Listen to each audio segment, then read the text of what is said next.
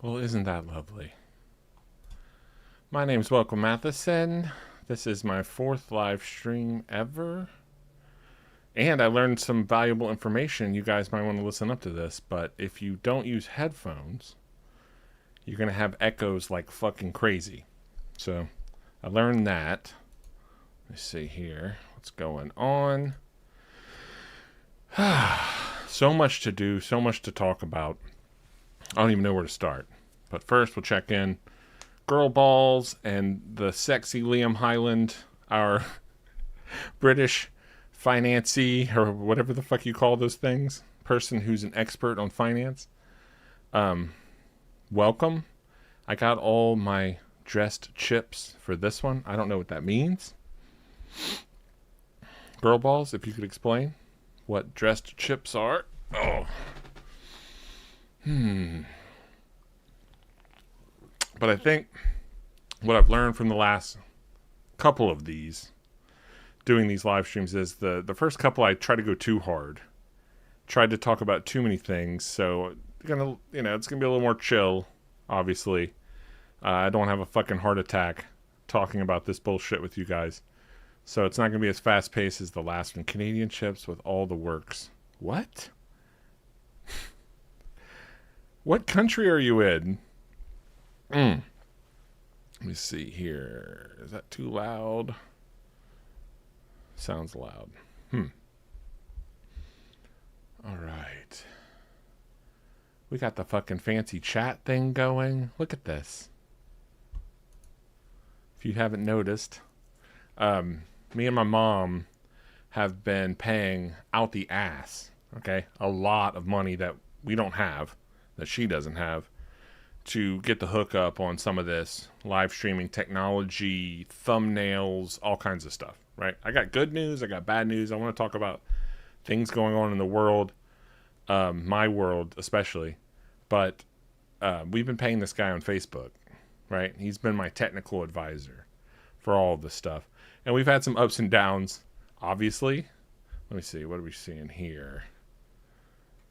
Right, let me show you this. Hold on. Just for instance, we paid, I'm just going to say it. I'll tell you how much it was. We paid $500, my mom did, for technical advising.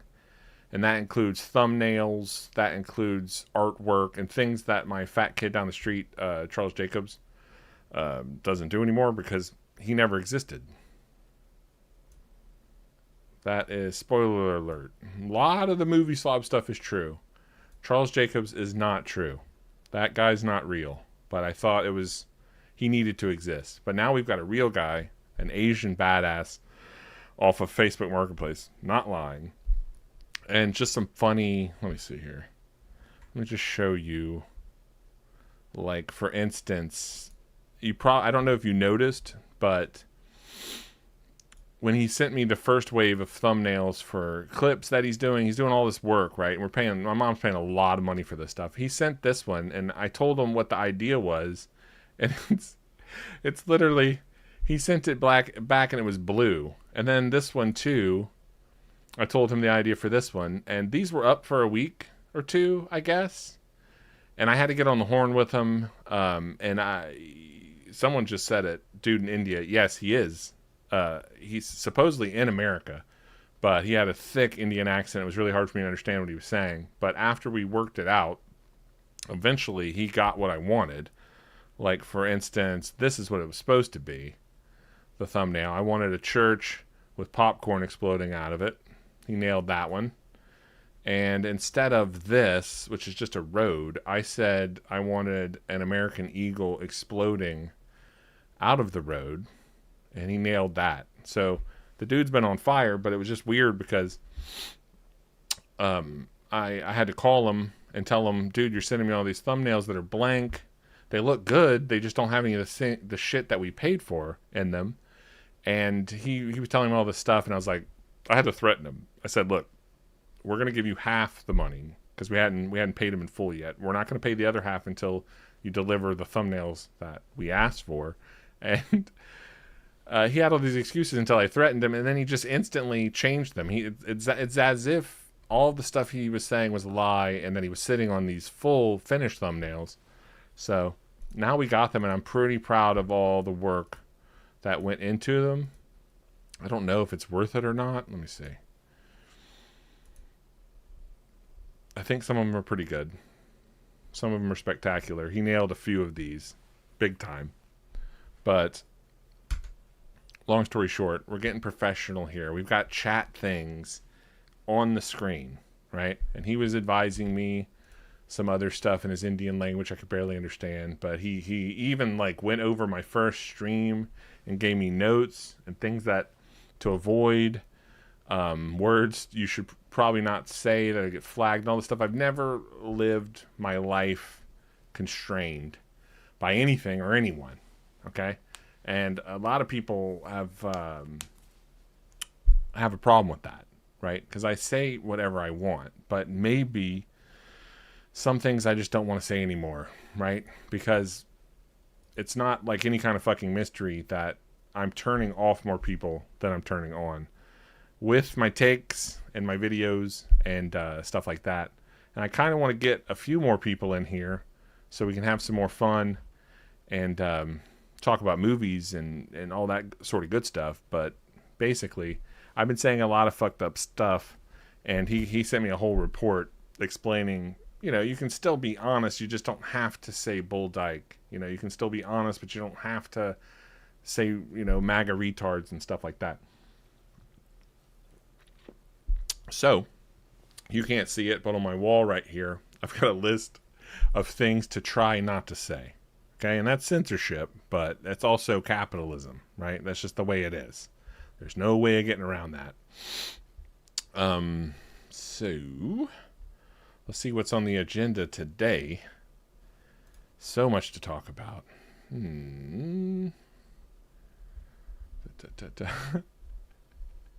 He's trying his luck. Yes, people tell me he's using AI for the thumbnails or whatever, but that, I mean, he still has to type in. He's still working with the AI, you know what I mean? So I think it was a pretty good exchange. I guess Liam, you would know the most, right? So what do you think? Do you think this is a good deal or not? Let me know. My mom, me and my mom paid this Indian guy $500. That package includes 50 thumbnails. Okay, he's clipping my videos. He's doing 50 clips, 50 thumbnails, and advising, technical advisor on the live stream show. You can see, look at this. Let me show you. We've got a chat thing on the fucking screen now, which is sick, right? This looks legit. This looks sick. And then you just type it and it goes on the fucking screen. He did all that, right? So $500. And then after 50 videos, we have to re-up.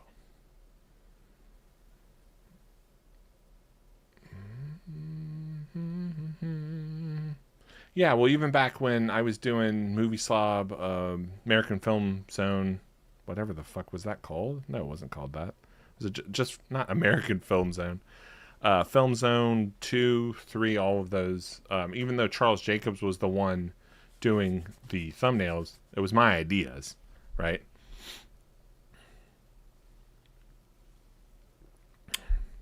And honestly, I don't even know if this is a good idea, because the whole point of doing live streams is so, you know, it's off the cuff. It's interactions. It's a relationship. I'm trying to make some buds and talk some truths and stuff to everybody on here, and not focus on like grunt work and grinding and doing all that stuff, because that's what suckers do to get ahead in life, right? This is their job. This is not my job. And I've said that many times, and I've got a video from the last live stream where I explained that I have the best mom in the world. She pays for all my stuff. She's my supporter, right? She's always funded my arts and my passions, so I don't have to beg people for money and grind like fucking Joe Rogan and stuff, which I don't even know if that's even technically worth it, right? I've talked about it before. Is it worth it? Liam will probably say yes, but to grind for let's just example Joe Rogan, right? Okay? He's the biggest podcaster in the world. But the thing no one talks about is that he spent 10, 15 years doing shitty, horrible television shows, right? Grinding and grinding and grinding, and all the cock sucking and ass kissing and boot licking and just brown nosing, just decades doing that, trying to be an actor or a comedian, which is a joke because he's horrific. And then 20 years he's been doing this Joe Rogan experience, or how long? Every day, like 10 hours a day. You got the podcast, the preparation, the business, all of that stuff, so that your life is essentially, he wakes up, he works out, he talks a bunch of bullshit, and then he goes to sleep at 8 o'clock and starts the day again. Yes, he has hundreds of millions of dollars, but is that success? I don't know. What do you guys think? Is that actually success? Does that legitimize Joe Rogan? Is he actually the pinnacle of comedy and podcasting and success? I don't think so. You know what I mean? What's the point of having hundreds of millions of dollars if you're literally a fucking brain dead retard who's just like poisoning people with on the radio like all day long, and then you have to go to bed at 8 so you can get up to work out for 10 hours. Like, I mean, I don't know. I think a lot of what I'm trying to do here with the Welcome Mathewson show is I'm trying to figure out who I am, first of all, because Movie Slob was fun, but he was destructive, right? And I have actually, aside from that, had a heart attack, right? And been technically pronounced dead once. And I think that the lesson I learned the most from the Movie Slob thing was, you know, it's an extension of me, but I was digging myself an early grave for real with all of that negativity. So, and grinding too, you know, at my peak of Movie Slob stuff, I was probably working like 2 hours a day. Because it took a lot to do that. It took a lot to get money from my mom and to go to movies and then to come home and to write out stuff on paper, like review ideas, and then pay other people to flesh those out for me. Stuff. Things like that. I had to sit in front of a camera sometimes, and Charles Jacobs would film me and then he'd edit. It was a lot of work. It was a lot of grinding, which I'm not interested in. But at the same time, I do want to be successful. So we got to find a middle ground here. And I think the Liam Highland, you might be able to help me with that. Or you can point me in the right direction. How do we find a middle ground? How do you be successful without grinding your life away? You know what I mean? And your brain cells. Oh, let's see. Thumbnails you're using now are good. Just the first one you showed that sent you was not it. Yeah. You got a good deal for that. I'd say, oh, thank you. That's what I thought. The guy really sold us. It ain't worth it. You can't make more content like begging for scraps. Ciara needs to keep busy. Otherwise, he'll destroy himself. That's a lot of work. The Star Wars thing. Yeah, I did. That Star Wars, we did me and Girl Balls, Michael Sugarplum, we did the Star Wars Nerd interview thing together. And aside from us talking, you know, after we were done talking and arguing about Star Wars, I think I put at least 4 or 5 hours into that over a month period, right? So like an hour a week. This shit adds up, and it was really taxing on me. Yes. And let me see here. I do have believe it or not, I've got a lot of stuff to talk about, but I'm just not going to rush into it. Okay? I'm trying to make things chill. My blood pressure's high. I've been having a lot of health problems for real. And I don't want to exasperate, is that a word? My condition even further. So I need to be chill. And I wanted to see something here. Where is it? I showed you the thumbnails. Also, no. Oh yeah, here. I got this. This is Xena, Warrior Princess. This was a great thumbnail. He did this one too. Can you see? Oh wait, can you see this? There we go. Boom. Trying to show Warrior Princess thumbnail. I am also writing movie reviews and video essays.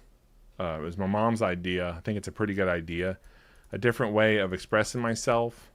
Instead of just doing movie reviews and live streams and stuff like that, I'm also going to be doing written essays. And by written, I mean actually written. My mom is... I dictate stuff to her and she writes it down and then types it up and stuff. So, technically she's typing it, but I'm writing it up here. And I've got a couple already that are pretty good. It's Substack. It's this really, really nerdy bullshit website where nerds go to talk about books and a lot of, feminism and social justice topic stuff that's kind of off-putting. But I started one, and it's called Things I Thought I Knew. And this is not a lie, okay? The whole point of the Welcome Mathewson show is about being transparent 100%. This is actually 100% true, my stories. Movie Slob used to exaggerate a little bit, but now I'm just straight up telling the truth. And my mom got me into Xena, Warrior Princess, a week or two ago. I never would have given that a chance in my life. I remember when it came on, it was absolutely embarrassing. These types of TV shows that people were watching. And you have to understand, I'm like almost 50. When Xena, Warrior Princess, and Hercules, and what was the other? Dr. Quinn, Medicine Woman, and all this nerd shit was on television. Back then, nerds didn't have the same amount of power that they do now. Okay? They didn't control things. They were literally like looked down upon as second-class citizens. And I'm not saying that's okay, and I didn't condone any of that, but I would be lying if I said that I was totally aware of how bad it was, the way that we treated them and talked to them. And so I was afraid of catching that. We thought it was just like AIDS or something. When I was younger, we thought that you could catch the nerd disease. Now, people are going to think I'm lying. I'm not. We were ignorant, I admit it, and we thought you could catch the nerd disease, so I tried to avoid all of that stuff as much as possible. And long story short, now that I know that I'm a little more knowledgeable about the world and things, I know that nerds is not it's not a disease. So I'm totally open to watching more nerd stuff. And my mom, she said, you got to check out this Xena Warrior Princess. She used to love it.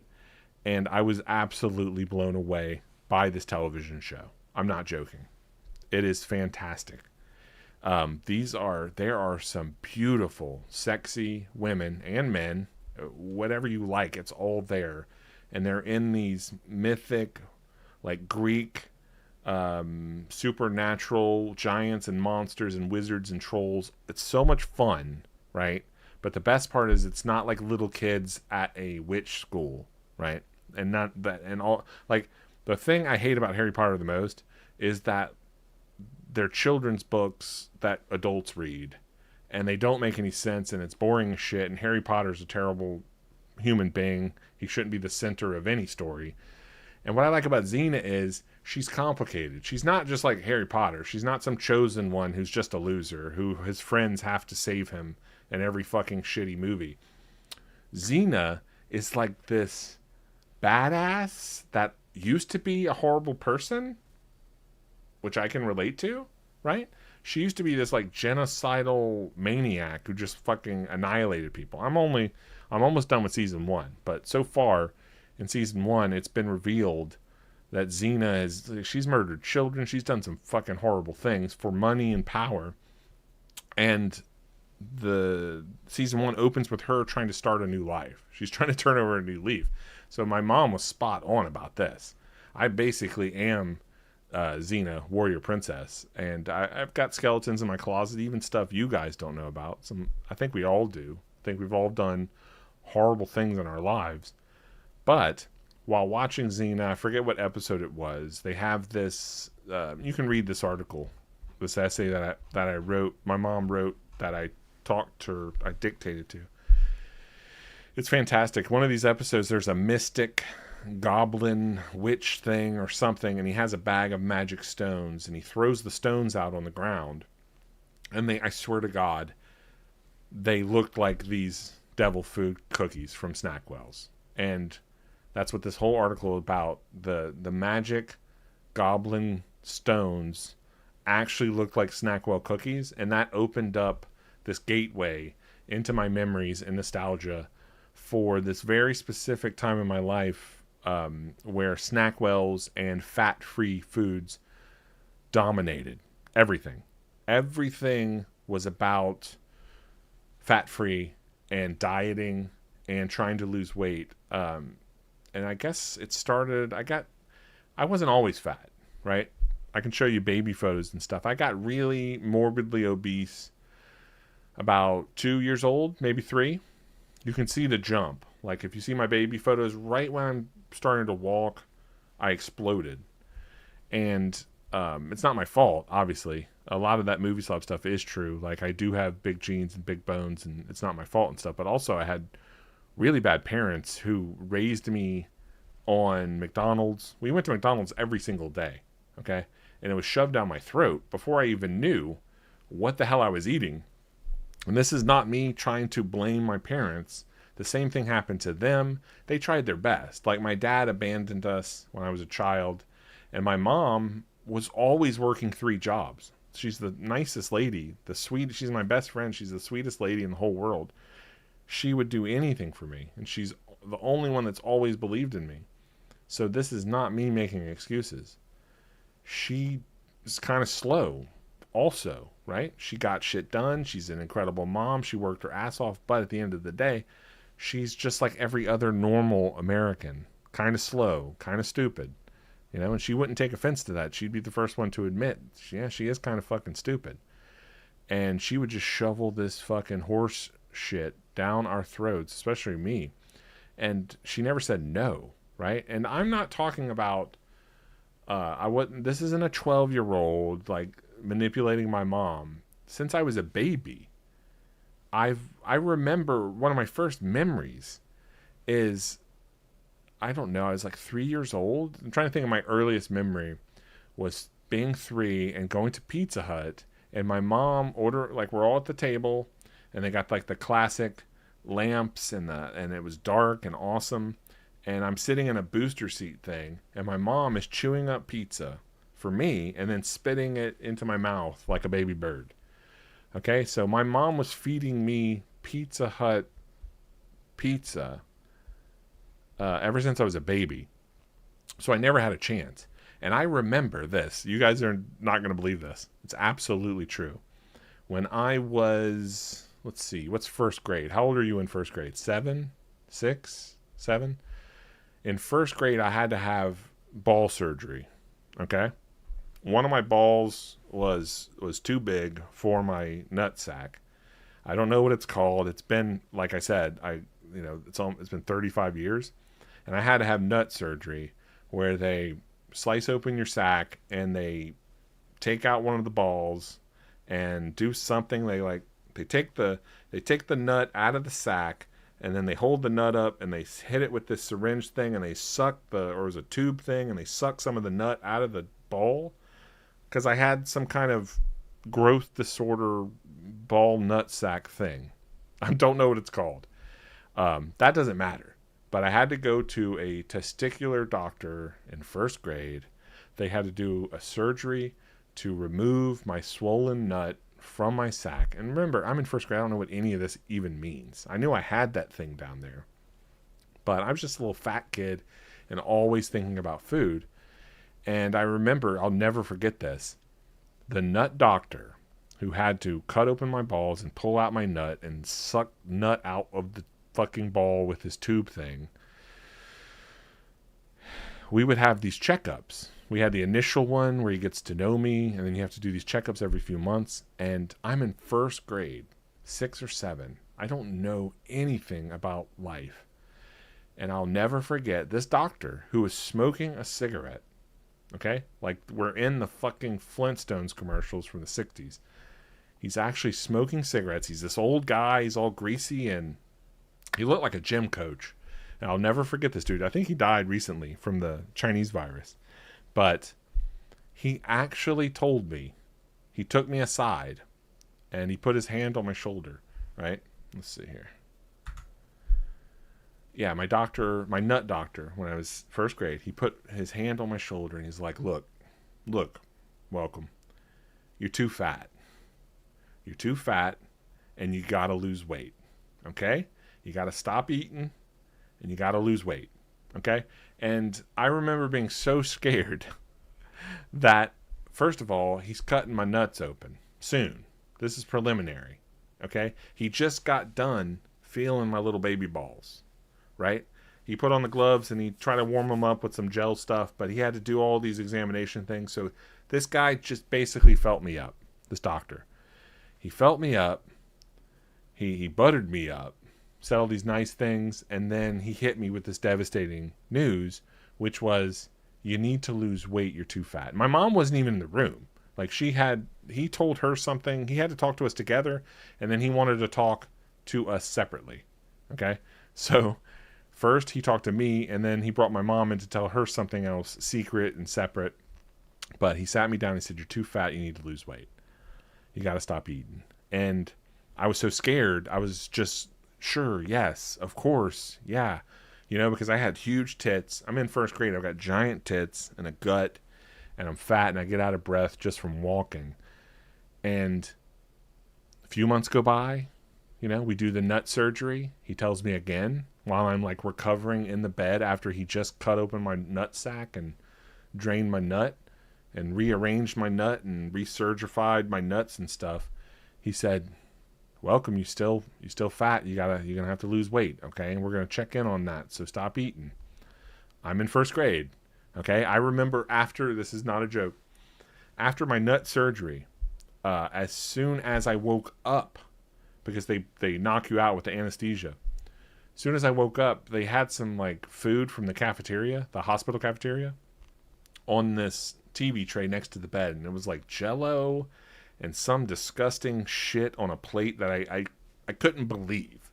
I thought I was being punked. For real, I'm in first grade, but even my standards at the time were higher than that. It looked like Jell-O and some kind of like chicken a la king slop on a plate that it looked like vomit on the plate. And I remember putting the cover back on it, being really weak because of all the nut work they just did. I put the cover back on it, and I told my mom, come here, because I couldn't talk loud because I was so weak. I was like, McDonald's now. Like that. It wasn't even a request. And she's like, what do you want, baby? I was like, you know what I fucking want.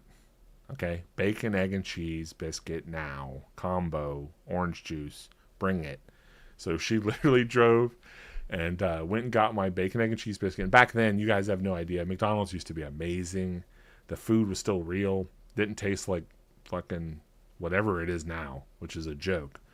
And she brought me my big bacon, egg, and cheese sandwich combo with the orange juice. And I'm sitting there like in heaven.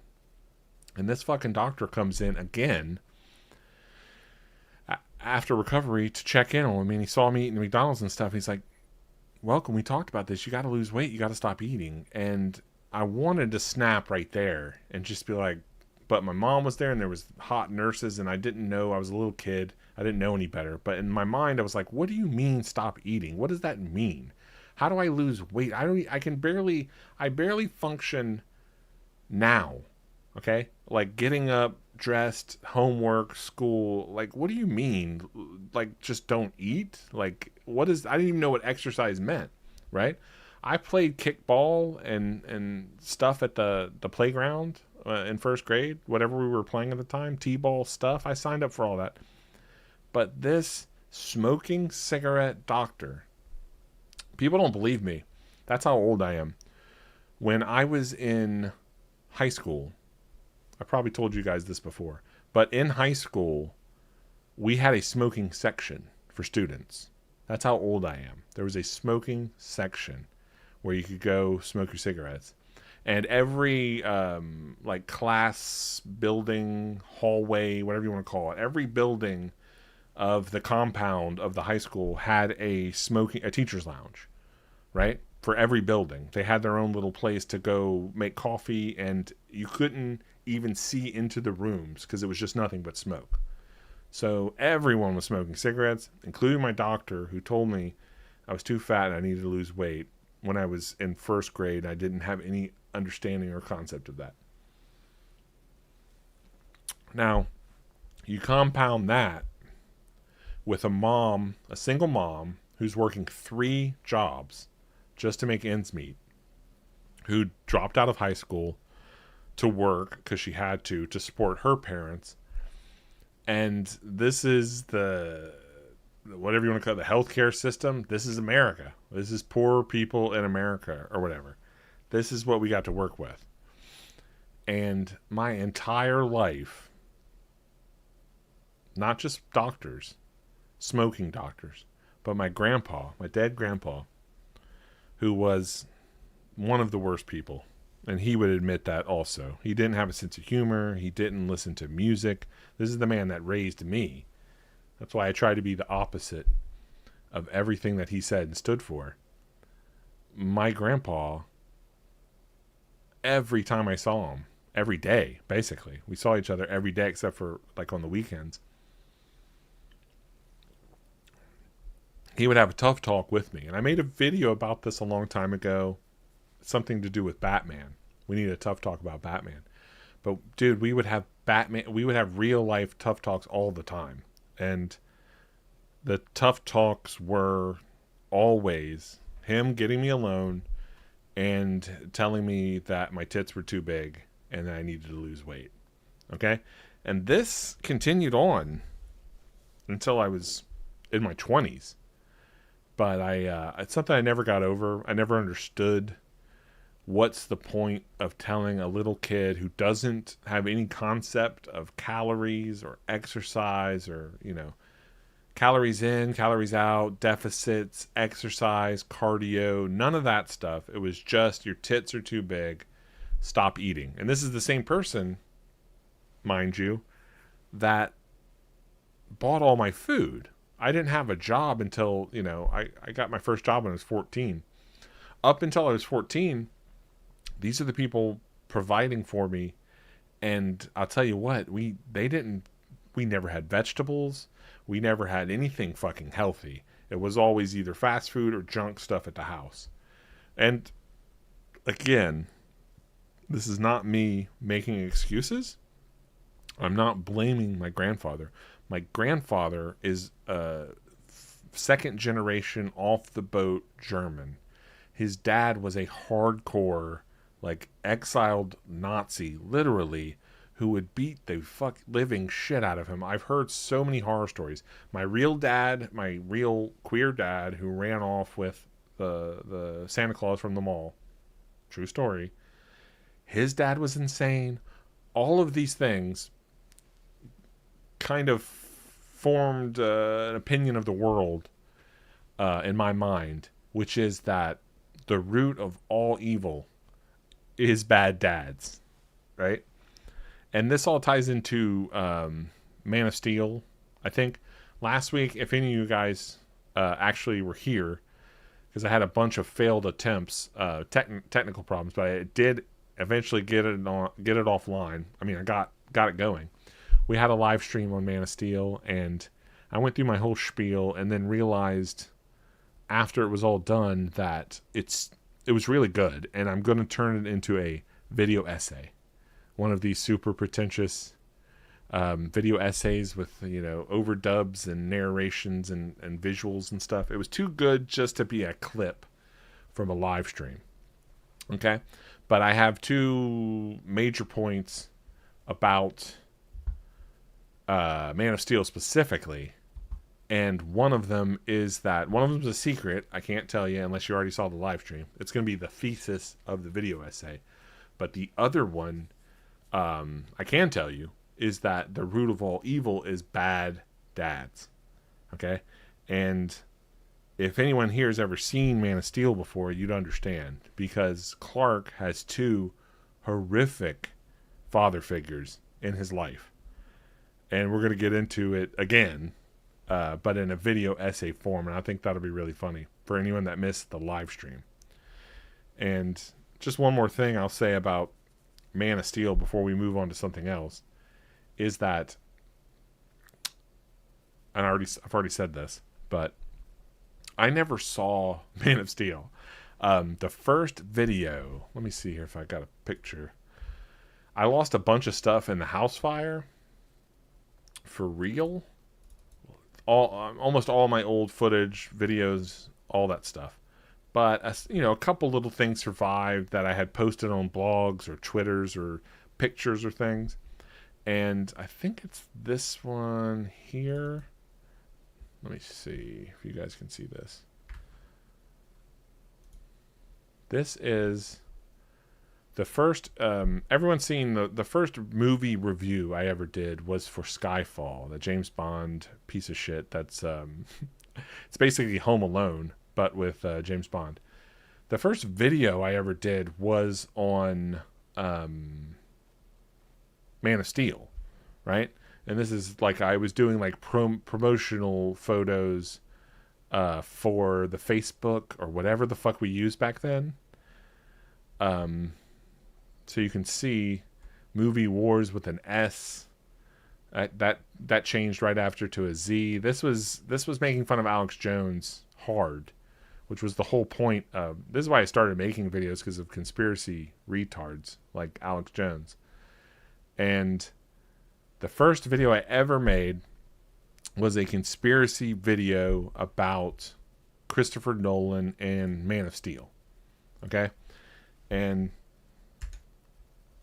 wait, why the fuck am I talking about this? I mean, I'm just saying that was the first video I ever made was about Man of Steel, and in that, it's not a review, it's just a breakdown of why I think Christopher Nolan set it up to fail on purpose. Okay, because he's like an evil James Bond villain. That video's gone, all that stuff's gone, but maybe I'll touch on it again someday or recreate it or whatever. But my thesis for my first video ever was Christopher Nolan sabotaged Superman on purpose. That's what Man of Steel is. People, 9 out of 10 guys, it's not coincidence, it's always guys. No, women don't give a fuck about Superman or especially Man of Steel. You ask 9 guys on the street who came up with the idea for Man of Steel or who's responsible for Man of Steel, and they always say the same thing. They say Zack Snyder. In fact, I've gotten in like fights about this before, like physical altercations, because people didn't believe me. Now, I'm not trying to start a fight. I'm just talking. We talk film, we talk cinema. That's what we do here. That's what I do. And you ask 10 guys on the street, 9 out of 10 guys, you ask them, they're going to say Zack Snyder. And only 1 or 2 of them will even know that Christopher Nolan was involved at all. Which is really scary to me, because I don't like Superman or give a fuck about comic book movies. And this is their lives. These guys that go to all these comic book movies, they got the shirts, they got the action figures. It's their entire existence revolves around these characters for children.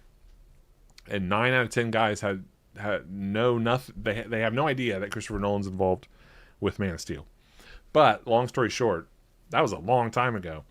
And in that video, I talk about the problems with the movie also. And I need to just come out, because I'm being transparent, 100% transparent, admit this now. I never saw Man of Steel. I never saw the movie. So for the last decade, especially as Movie Slob, I've been arguing endlessly with people about a movie I never actually saw.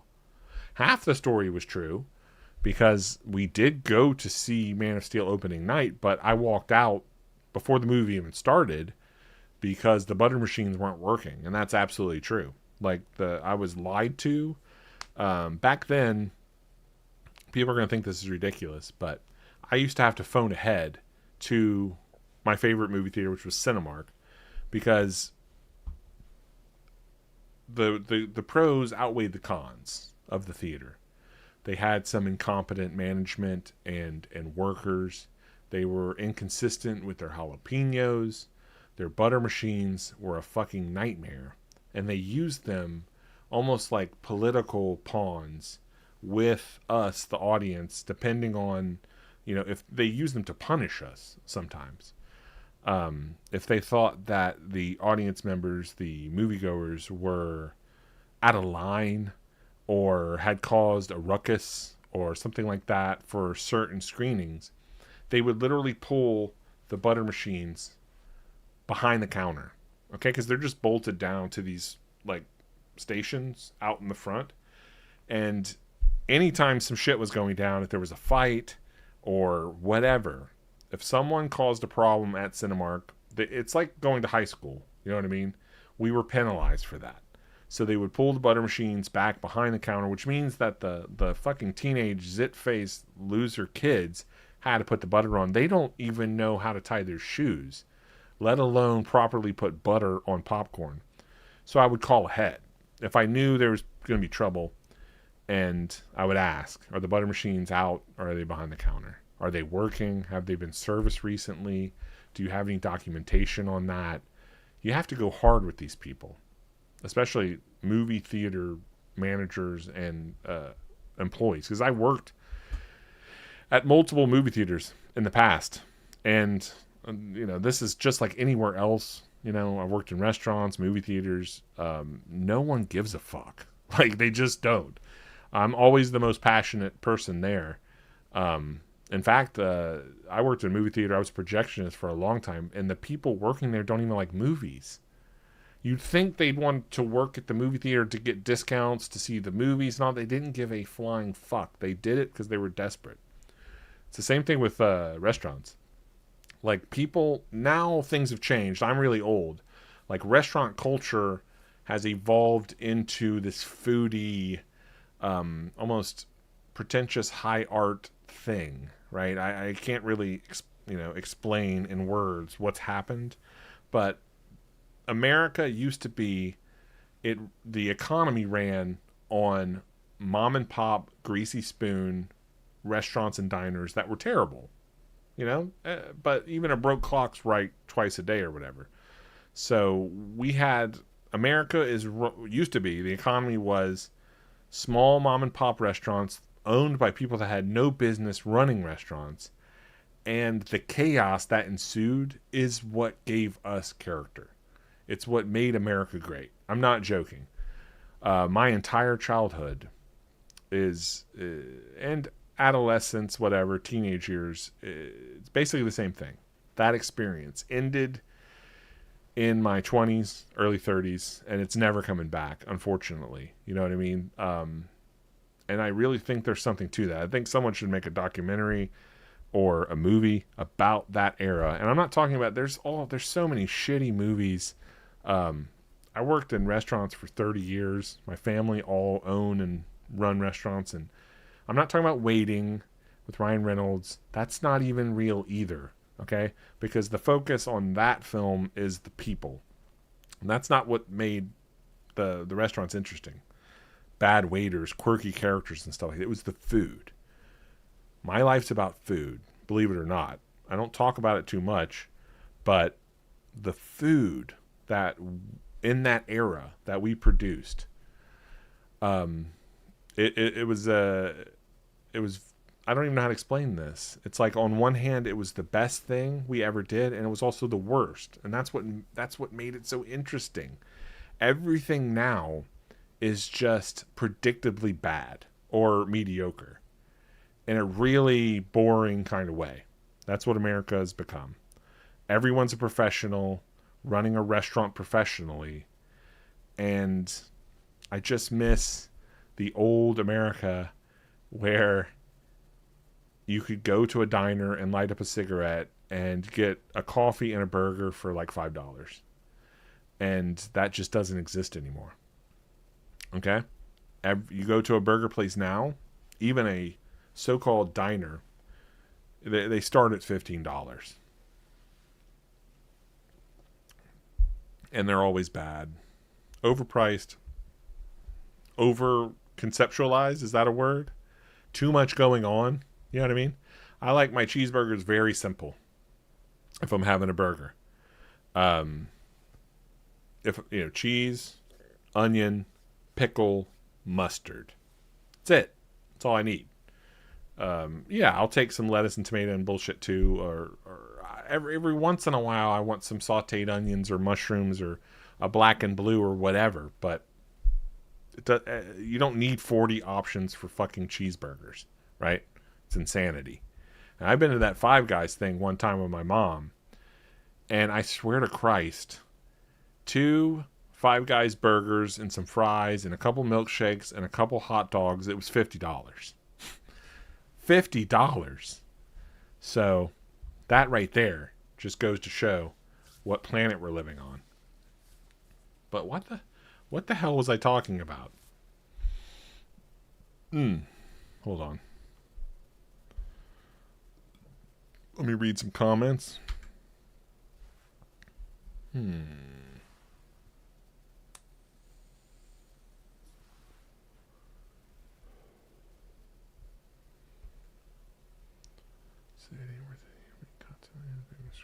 Let's see. There's too many. Wait, are these still popping up on the screen? Yes. That looks kind of sick. We tested this. I had to do like a Skype call thing with him. I still think that's a little small. It's hard to read. But I'm going to talk to him. I think I should make it bigger.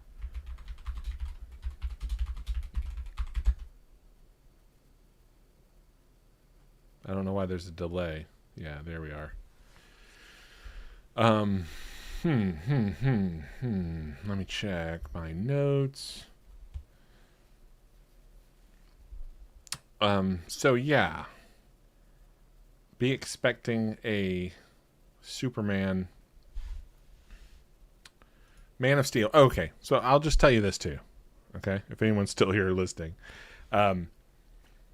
I'm gonna drop a huge Man of Steel video essay. It's not gonna be like 5 hours long or whatever, but the epiphany thing that I had in realizing was that we were going to see the new Superman or something, and my mom wanted to watch Man of Steel first, and she asked me something about it, and I realized that I was about to lie to her and tell her it sucked or say something negative about it or what I felt or remembered about the film. And it clicked in my head before I lied to her face, my sweet mom, crippled, fucked, elderly mother. I told her the truth and it just came out. And this is all part of my new journey, whatever you want to call it. Turning over a new leaf. I didn't lie to her. I told her the truth, which was, and even I had forgotten, okay, because it's been years. I told her, oh, we didn't see Man of Steel. Remember? We walked out. I made you walk out of that one because the butter machines weren't working. And I don't know how to explain this, but it felt good that I told her the truth and that my brain is like starting to come back to like not lying first, or the memories had been shut out of my mind of the Man of Steel movie. And I had convinced myself that it was the worst thing ever made. Long story short, I watched it again for the first time with my mom. And this is all going to tie into the essay. And I'm not lying because I had to watch it a second time just to be sure. I think, personally, that Man of Steel is one of the best movies I've ever seen. Okay? But for a very specific reason. Right? And I've got tons of clips and moments and things to show you that we're going to go over in the video essay. But I'll just tell you, in a nutshell, I've already told you bad dads. What's so cool about this movie is that this Clark Kent has two of the worst fathers in movie history, right? And it kind of made me, it was very similar to Brightburn, right? The Dark Superman movie. But here's the secret sauce. Why Man of Steel is to me one of the best movies ever made, and I'm not joking, is because I'll just say this outright. The Man of Steel is not Clark Kent. The Man of Steel is not Cal. Okay? And I'm pretty sure I can back this up. Okay? And we're going to go hard. I have interview clips. I've got sources and things to show everyone because I'm going to present my case that the Man of Steel is actually General Zod. He is actually the hero of this movie. And I think it's very clear. I've never seen it before, so I assumed that all of these butthurt Man of Steel guys who've been giving me shit for fucking years knew what they were talking about. Turns out they don't. General Zod is the Man of Steel.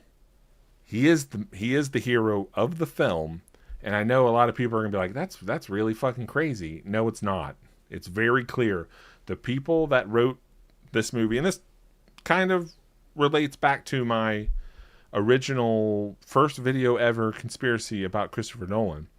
The people that made this movie, aside from Zack Snyder, who's like the scapegoat, he's like the patsy, David S. Goyer wrote Man of Steel based on a concept by Christopher Nolan, and I'm pretty sure I can convince people that David S. Goyer always hated Superman. He's a Batman guy.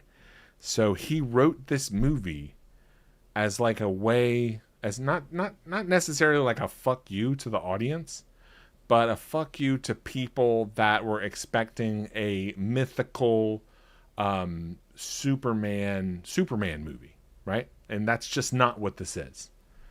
And I'm very excited. Last week I did the live stream, and there were a few of y'all here, so you might have heard some of this. But it's too good of an idea to just waste on clips and live stream stuff. So that video essay is coming very soon. I'll be working on that as soon as I can. Wait, I had something to show you. Let's see here. So yeah, Man of Steel is General Zod, not Clark, not Jor-El. He is definitely not the hero of that movie. And oh no, it was a Patreon. My old archives here. Let me see. One of the last videos I did was a viewer back. I think I had almost 2,000 subs on the Movie Slob channel before my mom deleted it, and one of these hardcore guys sent me this. That's a picture of it. I really do have it. He sent me a 3-letter email. That's how long it was. Breaking down why I'm a fraud and explaining his take on Superman. So I'm going to show you that because at first I thought it was really sad and mean, but the more that I went back and watched it, was really funny. Let me see what's going on here. Bad dads theory are the bane of every universe's existence. Well, I just got out of the movie theater before turning to show Avatar 3, and I remembered your stream on it, and I could hear your voice in my head saying, "Don't hate, enjoy it for what it is." Yeah, that's right. I used to hate on these movies. I'm desperately trying not to. I've got some interesting takes on Avatar 3 that we'll get into eventually. I just got so much to talk about. I'll show you this. Now this was that Indian guy who does my thumbnails and stuff. He came up with this. I told him I wanted some Navi girls with some bigger bosoms for my thumbnail, and he nailed this, right? Because I've heard, even though Avatar Fire and Ash is doing really well, I just promise it would have done a little bit better if we had some Navi girls like this and they sang songs, right? That's one of the things I clipped, my theory that Avatar, love it for what it is. James Cameron has every right to make his big dumb Smurf movies, but I probably would have saw it 3 or 4 times if we had some Navi girls like this and they sang some songs. And I'm not trying to be sexist or point out that I like women. I like dudes too, right? I don't know. I might be queer. It doesn't matter. It's just I'm tired of flat-chested representation in Hollywood movies, so take that for whatever it's worth. Now, what the hell was I talking about? Oh, yeah. You can contextualize everything. That's what I think. Let's hear what this guy said about me and Superman.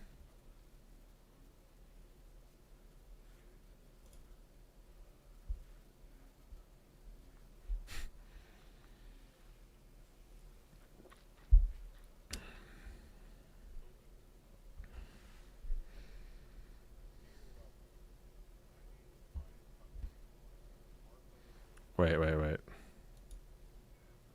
This fan letter, I'm going to get into the details, the ins and outs of the James Gunn Superman movie a little bit more, okay? So here we go. Dear welcome. My name is Brian Cutler. Martha Was Right 87 on YouTube.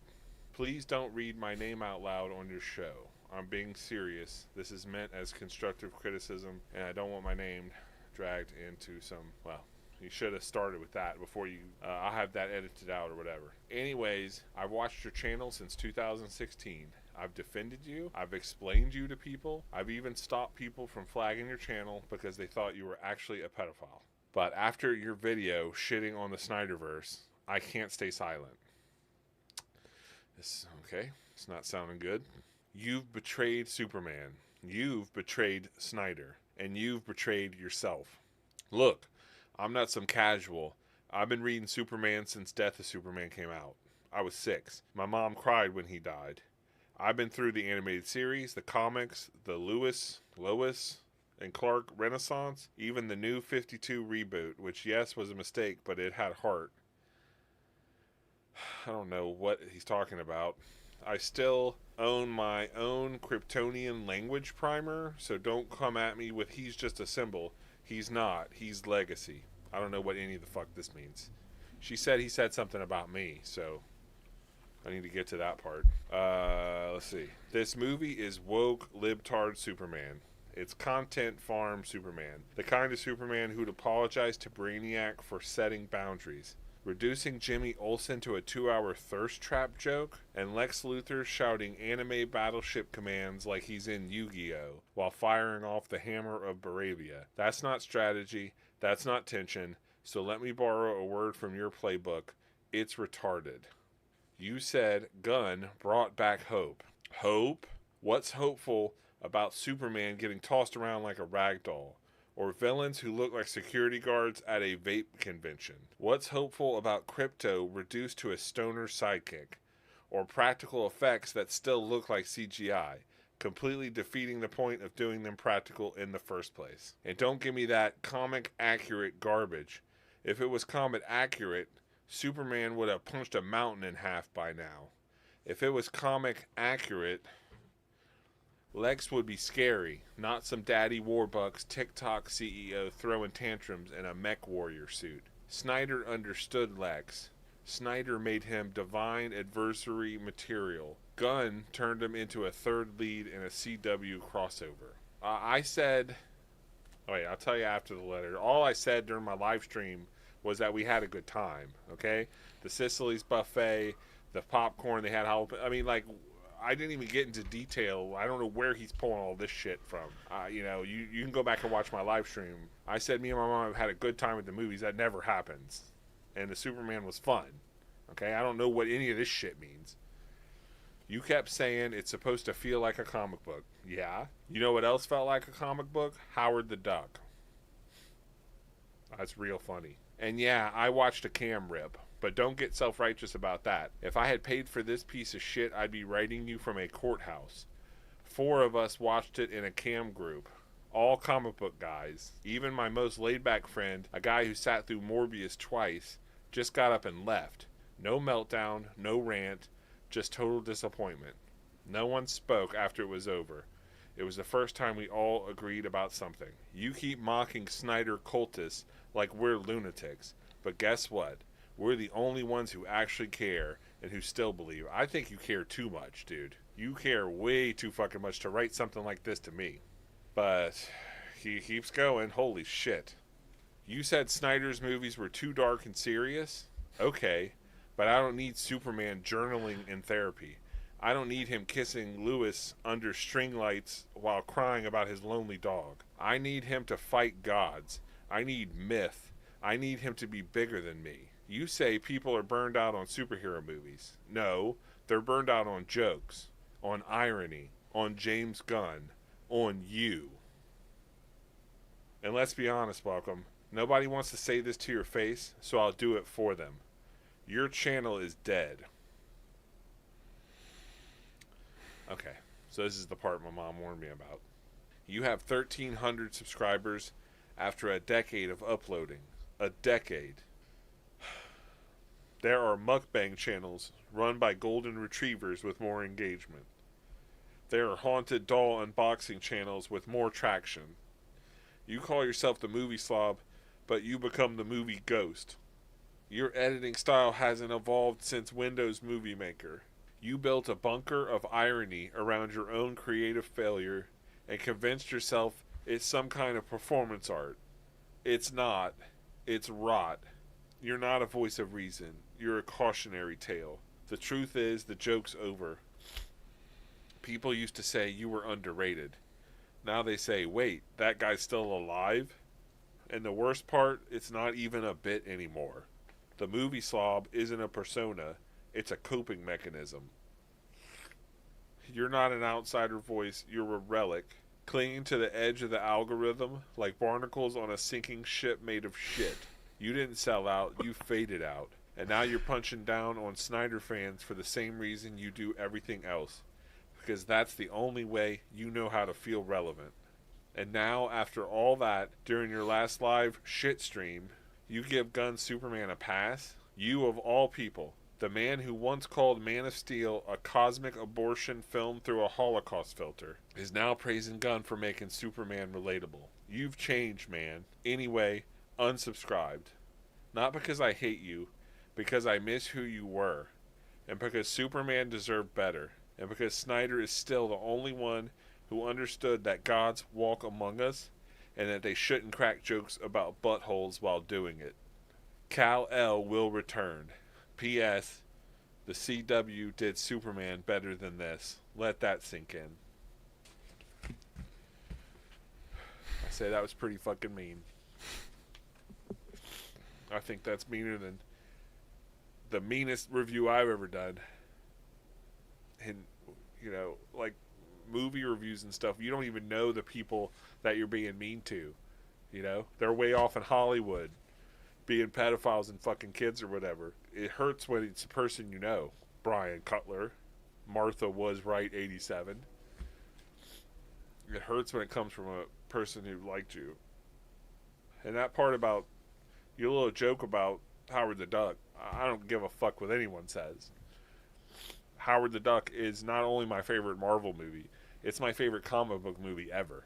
Howard the Duck didn't depend on CGI or some fat-ass loser Chris Pratt from some shitty TV show. It was midgets in duck suits and evil Jew overlords coming down to kill everyone and stuff. It was a fucking awesome movie. It's the most underrated movie ever. And this, that's just fucking mean. I'm done. Wow. Well, that's the first time that I've actually watched this having seen Man of Steel now. Okay? Some of that was pretty funny. Brian, you did a good job. But some of it you went too hard and almost made me cry a couple times. But what I think is ironic is now that I have seen Man of Steel, I've actually watched it. I think everyone's got it wrong. Everyone.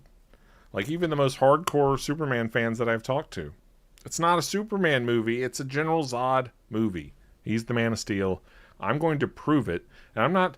This isn't conspiracy. In my video essay that I'm working on right now, I show from the film how he's the hero and not Clark. What do you want to call him? Okay?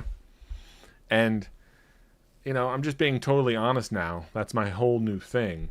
The original videos that I made that this guy was crying about, writing fucking these epic takedown letters, I had never seen it before.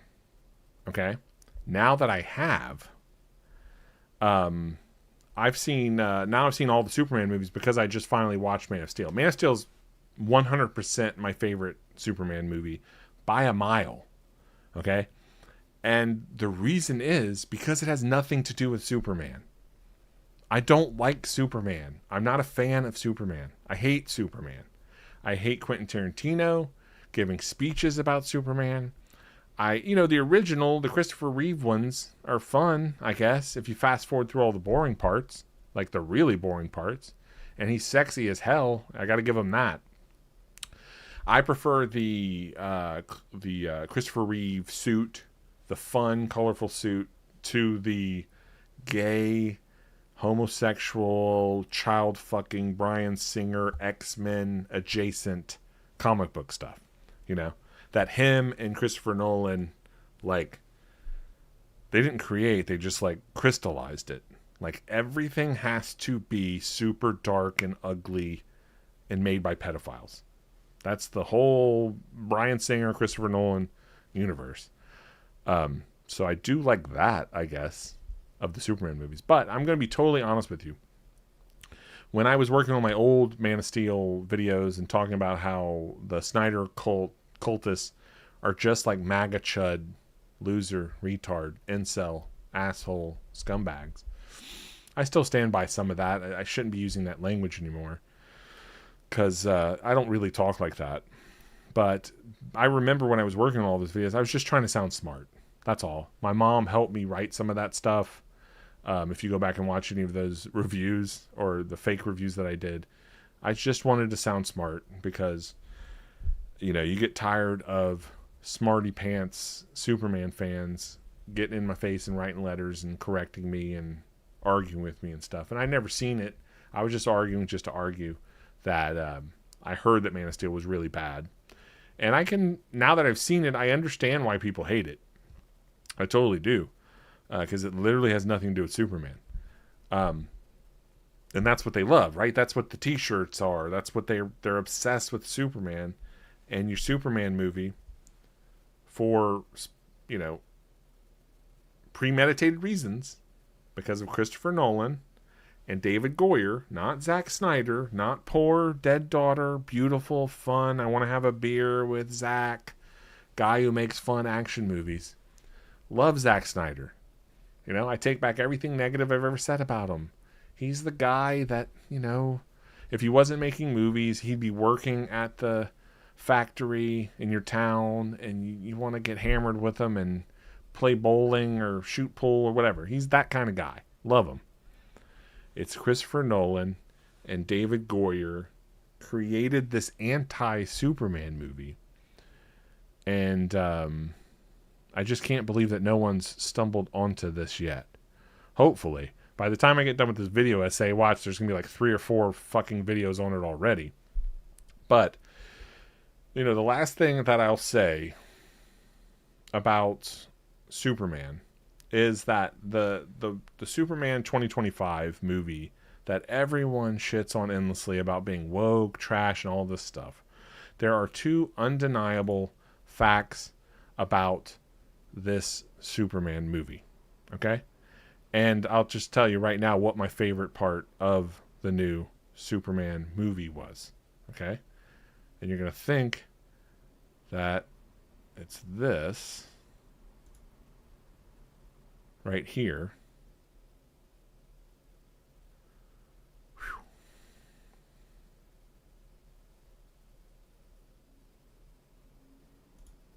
See that again. Just amazing compositions and shots and actors and performances. Great stuff here. I was going to say that's my favorite, but my actual favorite part of this movie, okay? And this is important to me. That's why I'm saying it, okay? I hate Superman. I do. I'm trying not to shit on stuff anymore. Let's say I don't hate Superman. I don't like Superman movies. I think Superman's a fine character, whatever you want to call it. I think there's potential there, maybe. I don't want to see any comic book movies. I hate comic book movies. But out of all the Superman movies, Man of Steel is obviously the best for reasons I've touched on, but I'm going to get into deeper. I think it's by far the best Superman. Blows everything else out the water. But this Superman 2025 movie that I saw in the theater has my favorite Superman scene, whatever you want to call it, Superman related moment out of all of the movies. I've seen all of them now because I finally finished it up, and I've even seen the CW TV show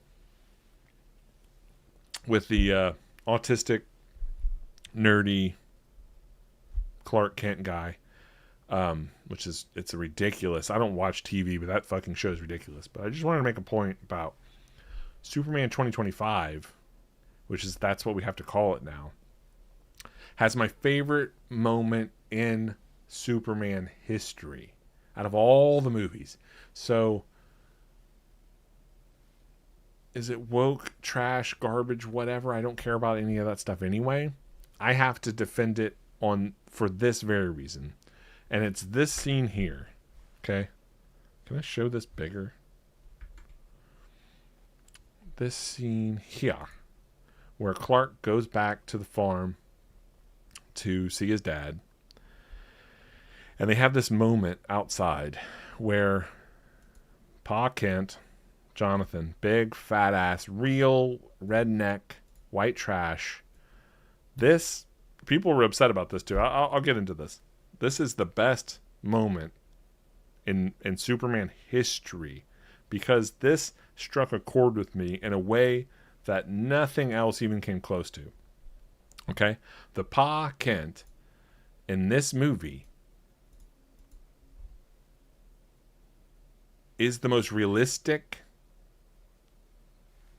father relationship I've ever seen, maybe in a movie, not just Superman. Okay? And there's a scene earlier where Clark's on the phone while he's at the Daily Bugle or whatever it's called, the newspaper, like those don't exist anymore. He's working in the newspaper and he gets a call from his mom or dad and he's like on the phone with them. He's annoyed as fuck because he has to talk to them and he's trying to be nice and he hangs up.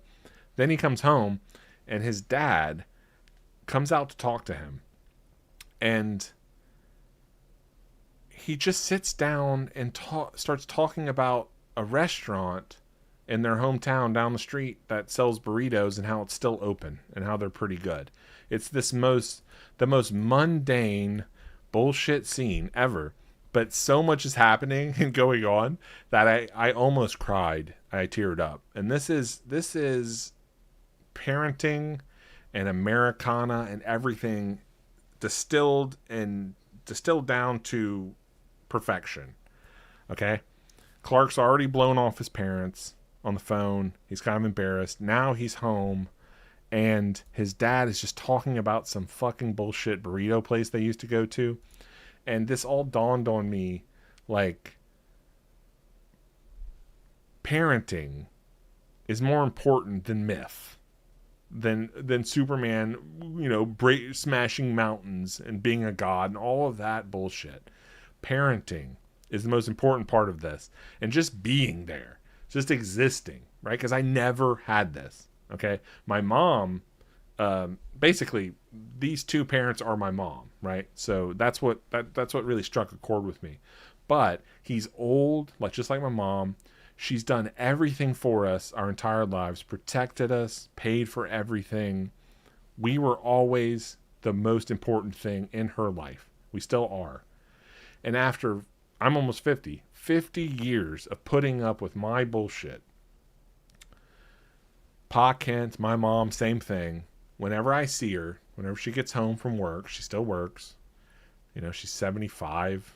She's a fucking Walmart greeter because someone has to keep the lights on in this house. When she gets home, she just wants to sit down and talk about the most mundane bullshit. Not to hear herself speak, not because she's bored, but because she loves me and she wants to be here with me. She wants to span time with me. Okay? In a way that Vincent Gallo from that Buffalo 60 shit movie explained it very well. Spanning time together is the most important part of this whole bullshit Superman thing. All these stupid, horrible dads and planets exploding and General Zod and all that stuff. The most important thing is being present for your children. And after 50 years, they run out of shit to talk about. He doesn't have anything important to say. He's just talking about the burrito place that he went to, right? And that desperation of his dad just trying to be there for him, just talking. It's like the most beautiful thing of all comic book movies, but maybe movies, like when it comes to father-sons or relationship stuff. And I just thought, I know that doesn't sound like me, but I got to be honest. That's what I'm doing here with the Welcome Mathewson show, is being totally sincere. And I thought it was just an incredibly beautiful moment. The movie's fucking stupid. So are all the Superman movies. It's stupid bullshit. But they nailed it with this. And I'm getting choked up just watching this. Just this fat ass loser sitting here harassing Clark. Oh, okay. Well, I never saw Smallville. So maybe they did something better than this. But I'm very into the quiet moments. You know what I mean? The touching stuff that I've really never seen before. It's so ridiculous. Like how much love and support this man has for his son. Just being there. Just existing next to him and supporting him. You know what I mean? And especially considering who is... Oh, not this one. This is 2025. But his... See, the thing is with Man of Steel, he's got two bad dads, right? Jor-El and Jonathan are the worst fathers in history, right? So he doesn't... Zod is more of a father figure than those two pieces of shit. And in this movie, James Gunn or whoever, he like flipped the script. He made his Kryptonian parents bad and his Earth parents good, because what's the point of having two, like in the original Superman movie, both of the parents are great, right? Kinda, I guess. Like what's his name? Jor-El? Is it Jor? He's Cal. Jor-El in the original Marlon Brando, he's a good dad, and so is Jonathan. He's got two sets of great parents. You know, it's like kind of redundant. So in this one, he made one of them, the Kryptonian ones, pieces of shit, and then he made these parents like the best ever that I've ever seen. For really weird, stupid, specific reasons that this pissed off a lot of people, right? And just keep in mind, I don't know anything about Superman. I never saw Man of Steel till recently, but this did piss off a lot of people. They were insulted by how like salt of the earth they were. Like the Kents are supposed to be hotter. Like I do admit that in Man of Steel, holy shit, are they hot? Kevin Costner and what's her name? The 80s actress Diane Lane, too hot. But we'll get into that because that they're kind of fucked parents. They remind me of Brightburn, the Man of Steel parents. So at the chance of looking like a fucking douchebag, moron, blowhard, pretentious asshole, I just opened my heart to you guys and shared with you my favorite Superman thing ever. You know, if you don't count Superman 64 on the N64.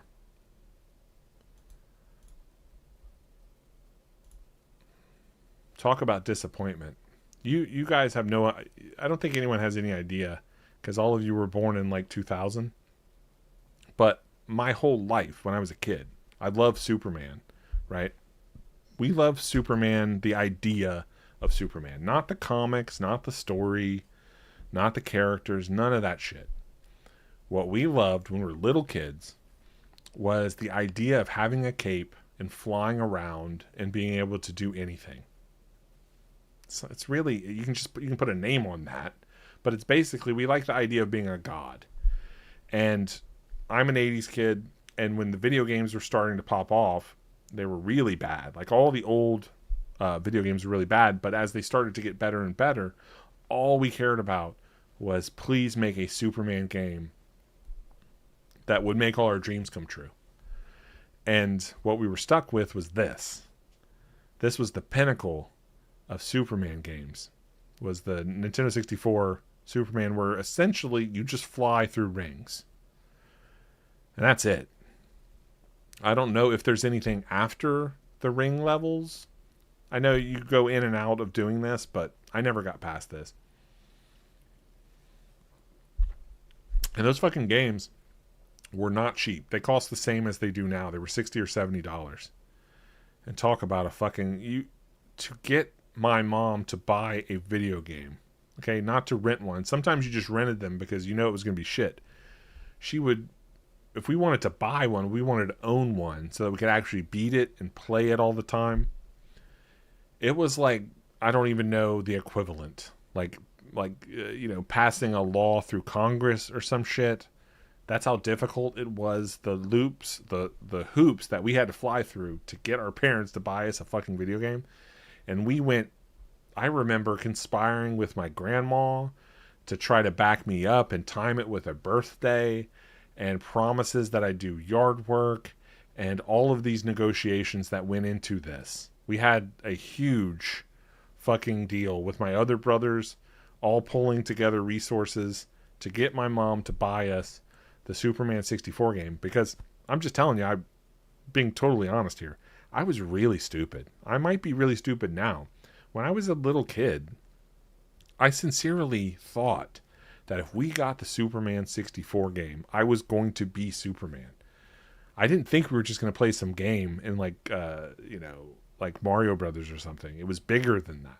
It wasn't just I wanted to have a fun time being Superman, playing as Superman. I really thought on some level that this new Superman game with the graphics and all of that stuff, it had to be like transformative. Like I was going to turn into fucking Superman because the game was so good. Because the game was so fun. I really thought we were going to be able to fly through buildings and explode shit and kill innocent people and, on accident and stuff like that. Like Grand Theft Auto style or whatever. I thought it was going to be this life-changing experience, and it turns out it was flying through rings for fucking hours. And just so disappointing. I remember us taking turns sitting in the living room, taking turns to play this, and my mom came in. She's like, how is it? After this huge ordeal of finally buying it. And me and my brothers were like just looking at each other. Like, what do we do? Do we lie? What are we supposed to say? Like, because your parents, when you're playing a video game, your mom comes in for 10 seconds. That's the attention, because she's working 3 jobs. She's doing all this shit. You got 10 seconds to sell her if the game's good or not, right? Or what you... Like, especially if it's good. If you're playing a video game when you're a kid, you've got 10 seconds to show your mom everything that you love about it, all your dreams, everything that's come true, all the secret stuff you discovered, how good you are at certain things. That's it, right? And I'd done that a bunch for other games, but this one comes around. She comes in, and it was just silence.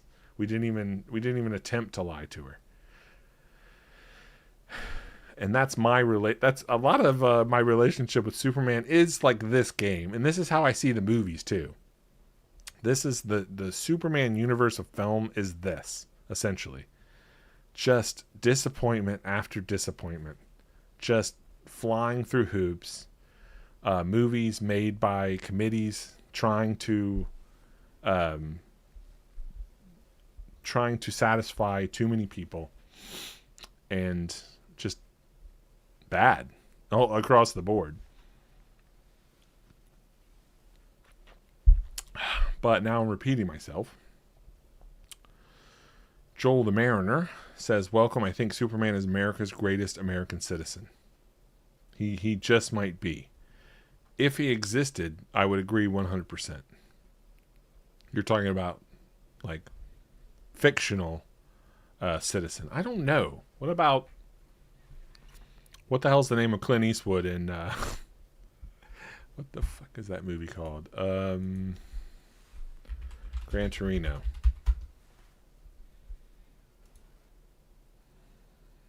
Walt Kowalski. Walt Kowalski might be America's greatest citizen. I'm not lying. Superman's a close second, though. I give you that.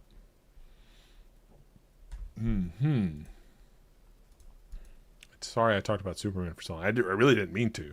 I was just setting up that I was working on a video essay.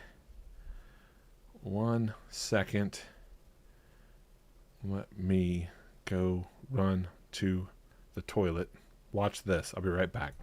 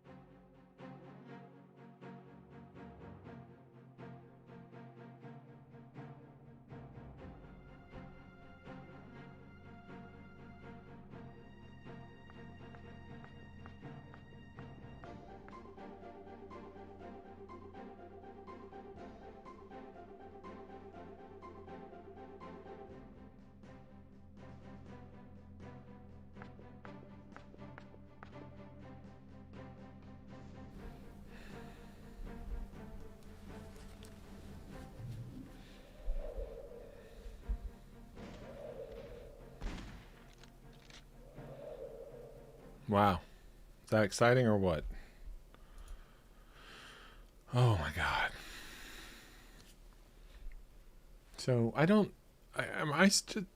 understand. I have to wear headphones to stop the echoing, but I already look fucking ridiculous. Is there a way of getting around that? I need to look into this. I'm gonna ask my Indian technical advisor. I already look like a Mormon Chick-fil-A manager, right? But now I'm like a DJ. Okay, what were we talking about? Joel the Mariner. I thought Walt was a Korean War immigrant from Detroit. Who the fuck? What were we talking about? Who's Walt?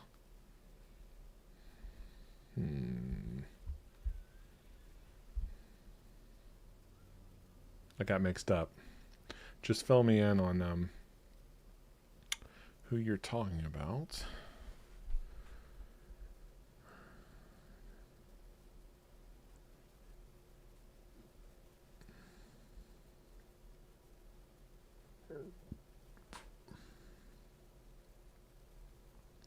Oh, yeah.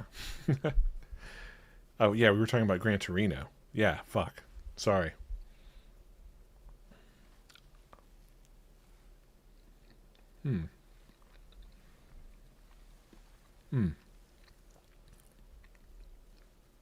Yeah, he was.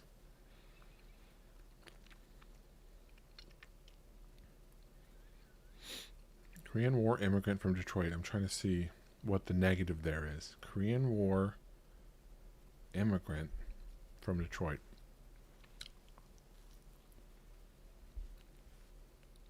Joel, you're not saying you have a problem with Korean War vets or immigrants or Detroit, are you? Because those would be fighting words to someone else.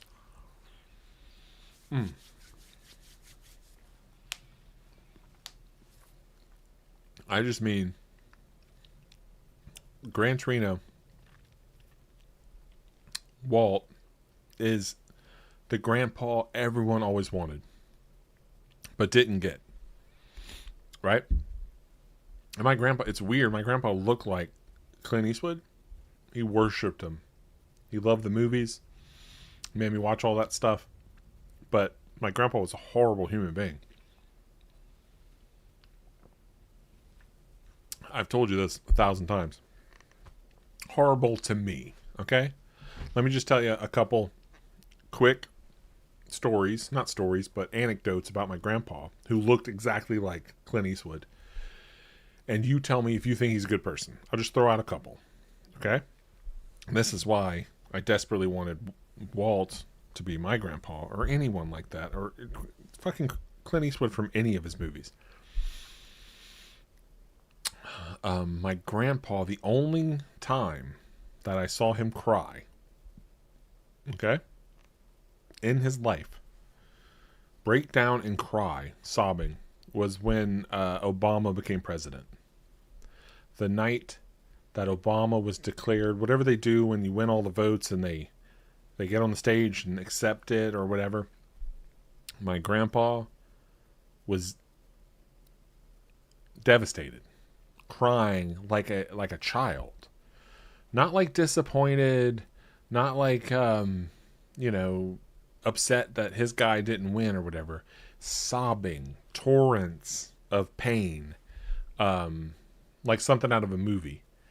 And I'll never forget, I've never seen this man cry before. He was the toughest fucking dude I ever knew. My grandpa was off the boat, German, second generation, fucking hardcore, like a rock. And President Obama won. And at the time, I didn't even know anything about I really didn't even know who that was. I mean, I swear to God. I know that there was a black guy running for president or whatever. I didn't keep up with that. I didn't care. And my grandpa crying, just raining tears. And he came up to me sobbing and grabbed me and said, like crying like I do sometimes, but even harder. You guys see me cry. That's all, I'm a crier. I cry at movies. I cry at all kinds of stuff. Sobbing with tears, and he hugged me. And he said, I never thought I'd live to see the day when an N-word would be president. Just like that. Not as dramatic. He was crying. He could barely say it. I never, and I'm not bullshitting you. I never heard him say that word either in my life. So, right there, it's pretty pathetic. And my entire life, I told this story earlier, but ever since I was a little kid, I'm not looking for sympathy. I'm just stating facts. People don't make the mistake of mistaking these two. Don't mix these two things up. When I tell people horrible shit, I don't want sympathy or empathy or whatever the correct word is. I'm just stating facts because it's interesting. Because no one talks about real shit. Okay? My whole life, since I was a little kid before the first grade, I started getting like really fat around first grade. Like swelling up, obese. And then within a couple of years, I was morbidly obese as a kid. I mean, I can't even believe I'm still alive. But anytime, because my grandparents raised me, all right, and I got to see my mom on the weekends. She worked 3 jobs. My dad abandoned us. He's a closet homo, ran away with Santa Claus. All true. Anytime we spent together, me and my grandpa, the first thing that he had to do was comment about my tits. For real. And I understand. It took me years of not therapy. I couldn't afford that. Just talking to smarter people and my mom and stuff, and her explaining the old school guys. I understand where he was coming from. He didn't want me to be fat. He didn't want me to have tits, because if I had tits and if I was fat, it was going to make my life harder, right? And deep down, my grandpa, who is my real dad, he wanted me to be happy. He wanted me to be successful. He did love me. Okay? He never told me, but he did love me. And his way of showing it, according to my mom and grandma and everyone else, was by telling me that my tits were too big and that I needed to lose weight and that I needed to stop eating. He also told me that I remember being a little kid, and he would buy my clothes at Sears because he worked there and got the discount. And then at some point, 3rd or 4th grade, they didn't have my size anymore, right? I think the cutoff was 2XL at Sears and Kmart. This is back in the day. People weren't really that fat yet. The fat explosion hadn't happened yet. And I was a 3X in 3rd grade. Every grade I went up an X, basically. And when we went to Kmart or Sears or whatever, and they didn't have 3X, when the 2X wouldn't fit, right? That like broke him in a way that this would be really interesting for like a movie or something. I've never really seen this portrayed in a movie, the way that real fat kids were dealt with, and that the way that they were raised, and the psychological stuff that went along with that. I'll never forget going to Sears, and my grandpa, he's buying all my clothes for school, right? And he's getting a bunch of stuff. He picks out the clothes. He's like, you like this? Like I had no choice. Didn't matter. He held up a shirt, had Tweety Bird on it. He's buying it. I had to wear it. And he would get a big stack of clothes and then take me to the dressing room, and he would sit outside, and he wanted to see that it fit. Because my grandpa, like I said, German, Nazi, I had to try everything on, and all the shirts that said 2X, the biggest size that they had. They didn't have a big and tall section, stuff like that. If it said 2X, I knew I was fucked. It's not like some companies cut bigger sizes. Not back then. If anything, back then, they cut everything too small for whatever reason. To save money, they're lying, false advertising. So I would have this huge stack of clothes, and they were all 2X, and I knew, I'm in like 3rd or 4th grade, I knew I was a 3X, and I had to put them on one at a time. It was like the walk of shame. Every single piece, and I would put it on. It obviously didn't fit. I'd walk out to the store part where everyone can see me. He's sitting on the bench with his arms crossed like this. I come out, turn around, show him that doesn't fit, and he would, out of all the shirts, I had to have something. We could, even if it didn't fit, I'm still fucking leaving with a shirt or two. And we'd keep a couple of them that were like borderline or not super fucked or embarrassing. But I knew, again, even in my little boy brain, that within a week or two, I was going to outgrow this, this borderline shirt that almost fits. It's not going to fit in 2 weeks. And the reason I knew that was because when we were done shopping for my clothes, whenever we went out and did stuff, he always took me to the same place to eat lunch, which was, there's a very famous barbecue buffet in Gulfport called Montana's, and he couldn't go with my grandma. This is one of those dude things, like, I guess husbands or boyfriends, when they're out with their guy friends, they can go to eat at places that they can't take their wives or girlfriends or whatever. So my grandpa always took me to Montana's. That's what it's called. Montana's Barbecue Buffet. It was there for like 30 years in Gulfport. It's not there anymore. You can look it up. And they had this incredible barbecue, all-you-can-eat buffet. And he would take me there, and it was expensive because this was not your typical, I talk about this all the time, your typical buffet is cheap. You got a lot of variety, but the food is very low quality, and that's how they keep the prices down, right? Montana's was not that. This was a high-end barbecue buffet that was kind of expensive. It was like, significantly more than your normal buffet. So I was significantly pressured more to eat more. Not complaining. This is just reality. So if we went to a Chinese, sometimes we go to Chinese buffet. If we went to a Chinese buffet, it didn't really matter because it was cheap. So I could get away with not eating myself into a fucking coma. But if we went to Montana's, which we did the most, because that was his favorite,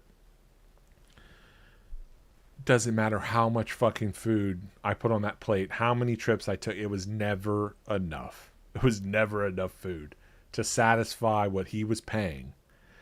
And just think about all this. This was not just my life, but a lot of children's lives. We are being told by doctors smoking cigarettes at grade 1, first grade, that I'm too fat and I need to lose weight. Don't know. I didn't know what that meant. I still kind of don't. Like I'm interested in looking into diet and exercise and calories and all that stuff and how that stuff sort of works. But just imagine me, how stupid I am now. Imagine first grade. Being told that by the doctors, smoking cigarettes, I'm too fat. Being told every single day of my life that my tits were too big and that I have to lose weight by my grandpa. I got to stop eating, even though he's feeding me that. Even though we went to buffets 2 or 3 times a week. My grandma brought home these giant frozen pizzas from Winn-Dixie.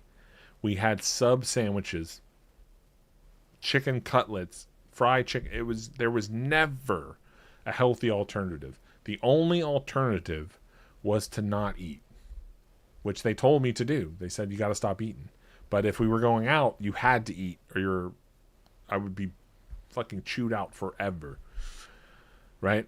So I think there probably were a lot of kids like me that were in a similar situation. And it's way more fucked up than that. I'm just giving you a little taste. Okay?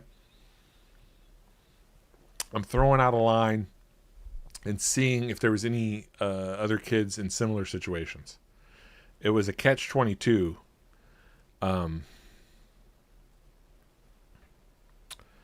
He was just looking out for you the way I look at chubby bro's boobs in class. Yeah. He was looking out for me all right.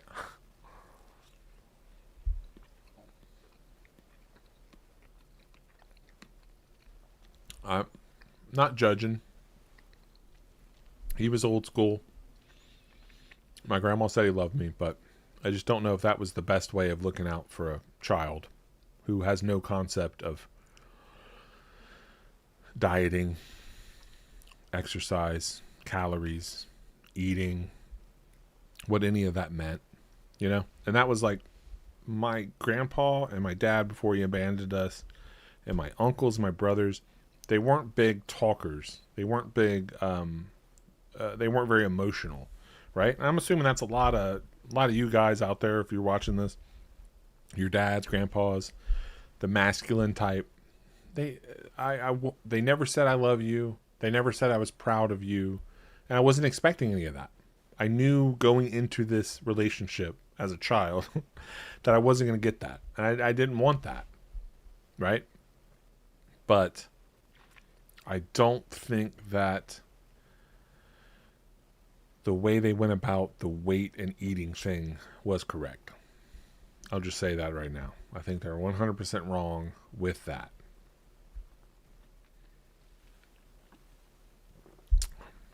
I'm trying to figure out why the fuck I'm even talking about this. Of course I forgot. Let's see. Thank God someone's here in the comments. Does anyone know why I was talking about my grandpa? Oh, yeah. I was getting some feelers out there, see if anyone thought that he was a good guy.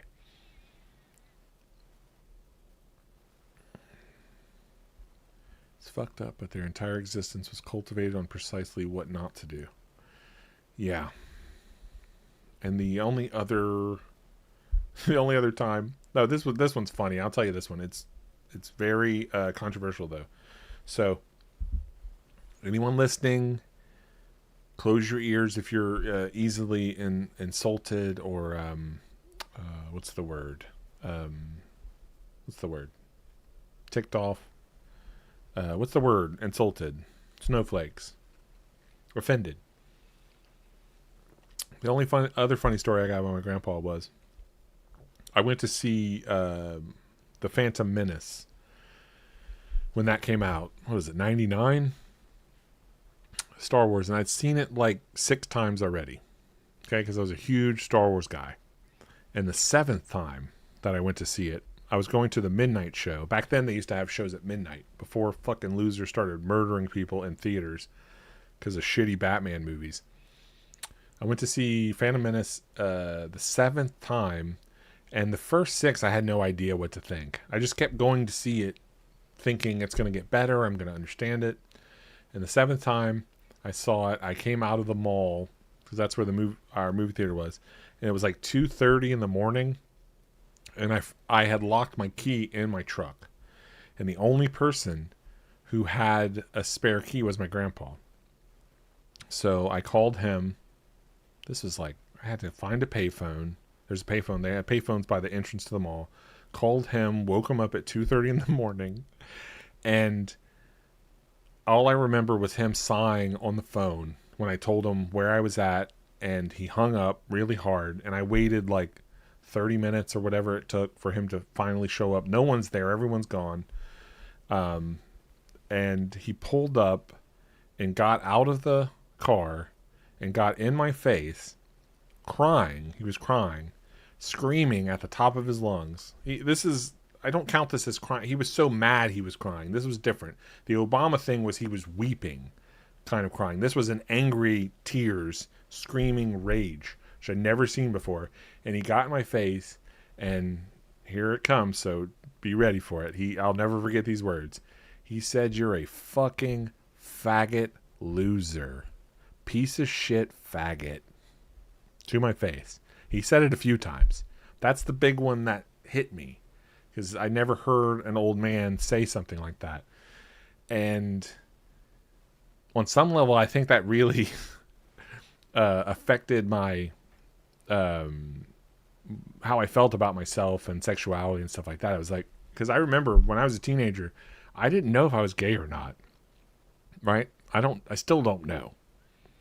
But I think that struck a chord with me, because I was convinced that my mom and my grandparents and stuff, they really did think I was gay. They did think I was gay. And that's the way he showed support for that. I thought he was going to, because my grandpa was we shoot guns. I've talked about that before. We used to shoot a lot of guns. He owned a lot of guns. And when I saw him pulling up into that mall parking lot, and he just pulled up right on top of me with the lights on, the car running, got out, got in my face, I really thought for a second, maybe the only time I ever thought, he might kill me. Like, for real. Like, he might have a gun in his hand. This might be it. I might be getting killed over the Phantom Menace. So, that's my story. I don't think that makes him a bad person. I think the other stuff does. You know, telling a child that they're fat and that they have tits and they need to stop eating and then forcing them to eat buffets. I think that makes you a bad person. I still love him. You know, if there is a heaven, I hope he's there. I'm not saying he's the devil or anything, but the Phantom Menace thing is pretty funny. You gotta admit that.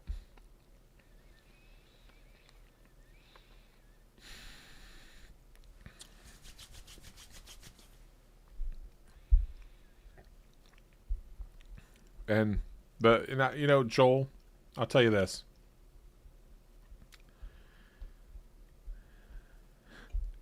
It would be worse child abuse to take your kid to a buffet and prevent them from eating into a coma than letting them eat themselves to Tittyville. Wait, it would be worse abuse to prevent them from eating than letting them eat themselves to Tittyville. No, but he did. He forced me to eat myself to Tittyville. So you're saying, it would be worse to take them there and not allow them to eat and be healthy and allow them to be normal and productive and all of those things that come with normalcy? That would be worse than forcing a child to eat to Tittyville. Okay.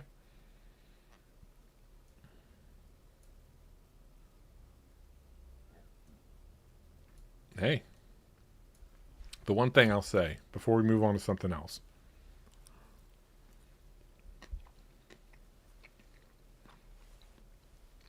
I think everyone's got skeletons in their closet.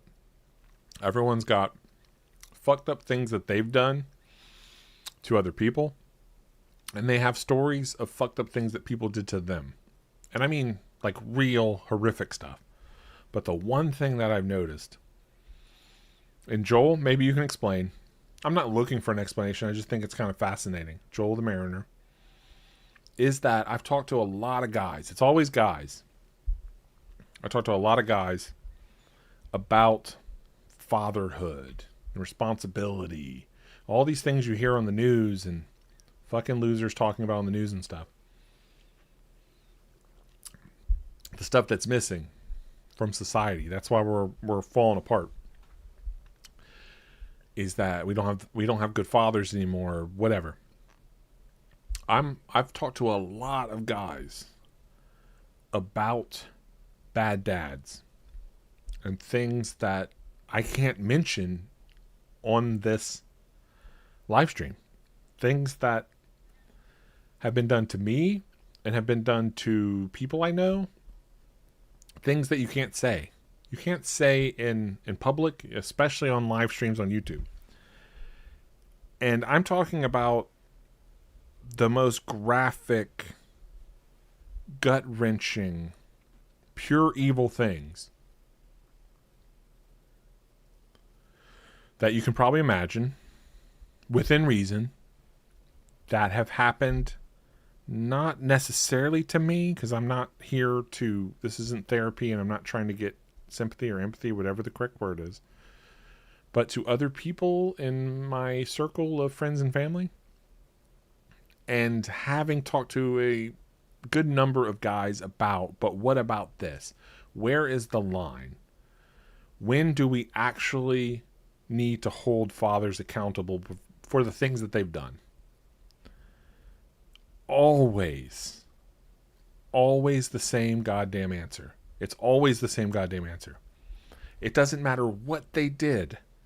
Okay? Including things I can't mention in a live stream. The answer is always, they're just looking out for you, bud. He loved you. That's his way of showing it. He's just looking out for you, bud.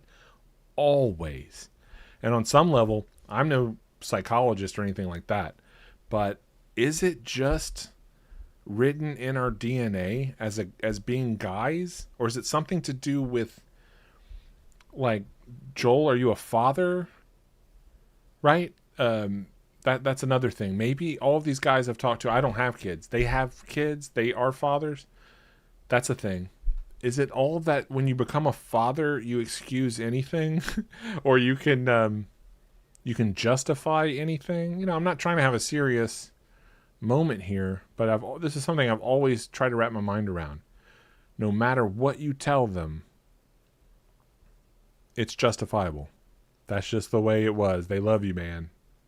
Even if your dad, my dad, told me to my face repeatedly, over and over, for years, do not mistake this for the alcohol speaking. Do not mistake this for past traumas put onto me.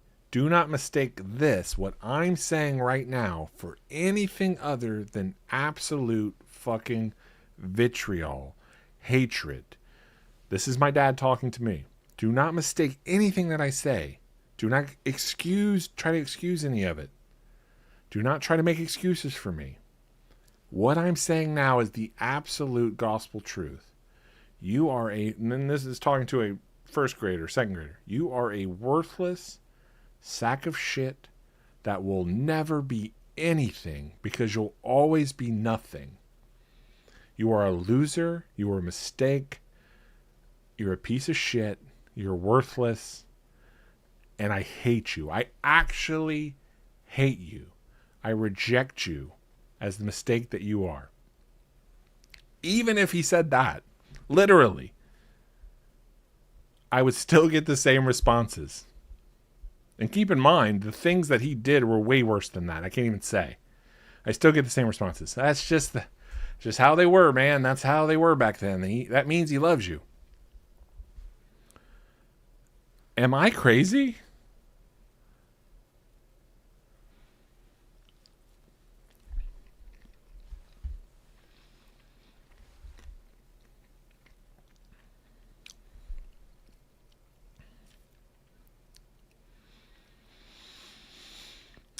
If you take a kid to the candy store and tell them to only buy vegetables, I consider that traumatic child abuse, even if it's the better, healthy option.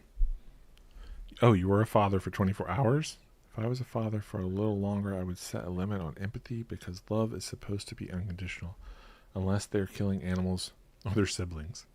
Also, I would make sure the kids watch the Star Wars series in reverse order because I like Quentin Tarantino movies.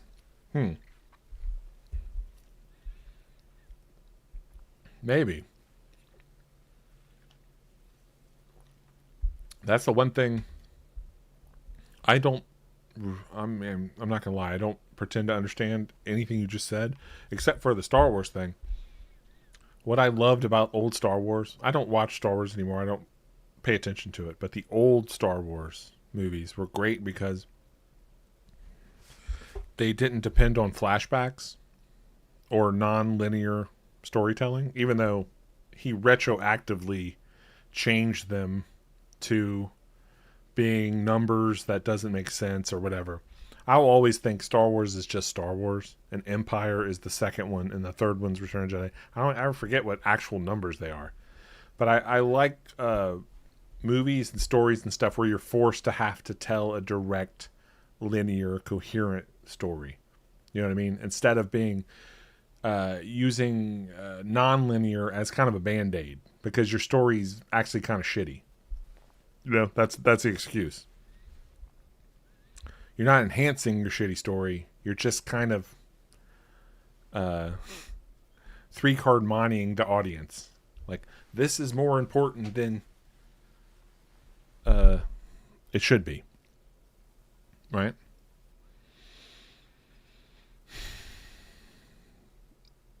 No, I didn't mean to make this so sad. But that's what Superman is. It's about bad dads.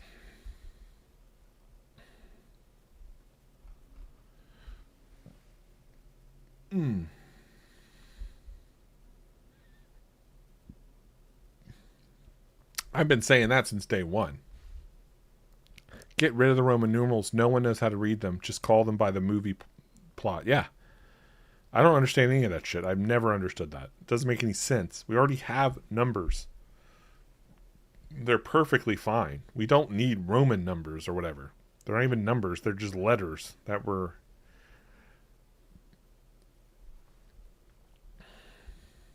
No one ever calls the first thing number 1. But that's an interesting idea too. I like that. Star Wars 1. Just so that... Well, now that they reboot everything and call it the same thing, what would they call, like, Halloween? 2018? It's just Halloween. What would you call that? If the original John Carpenter's Halloween was called Halloween 1, what would they call the new one?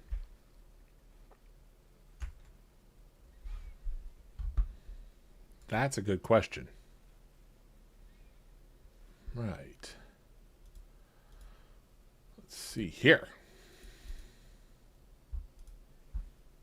Trying to find... Oh, God.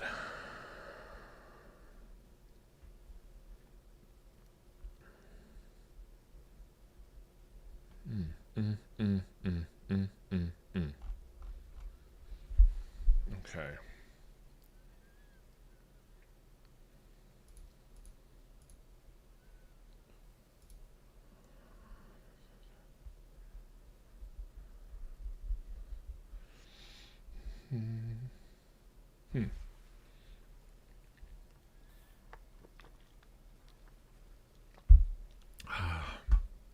Let's see where we're at here.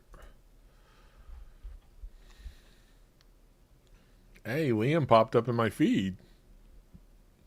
Don't watch Netflix earnings. Don't watch Netflix earnings. Do this instead. If you're waiting for the Netflix Q4 earnings to decide what to do, you've already lost.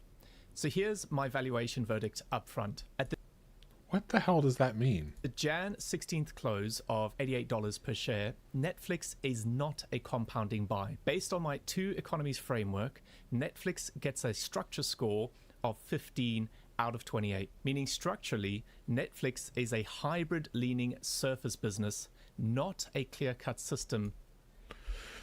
Honestly, I don't even pretend to understand that. This whole fucking thing with money and businesses and stocks and bonds and stuff like that, I don't pretend to understand.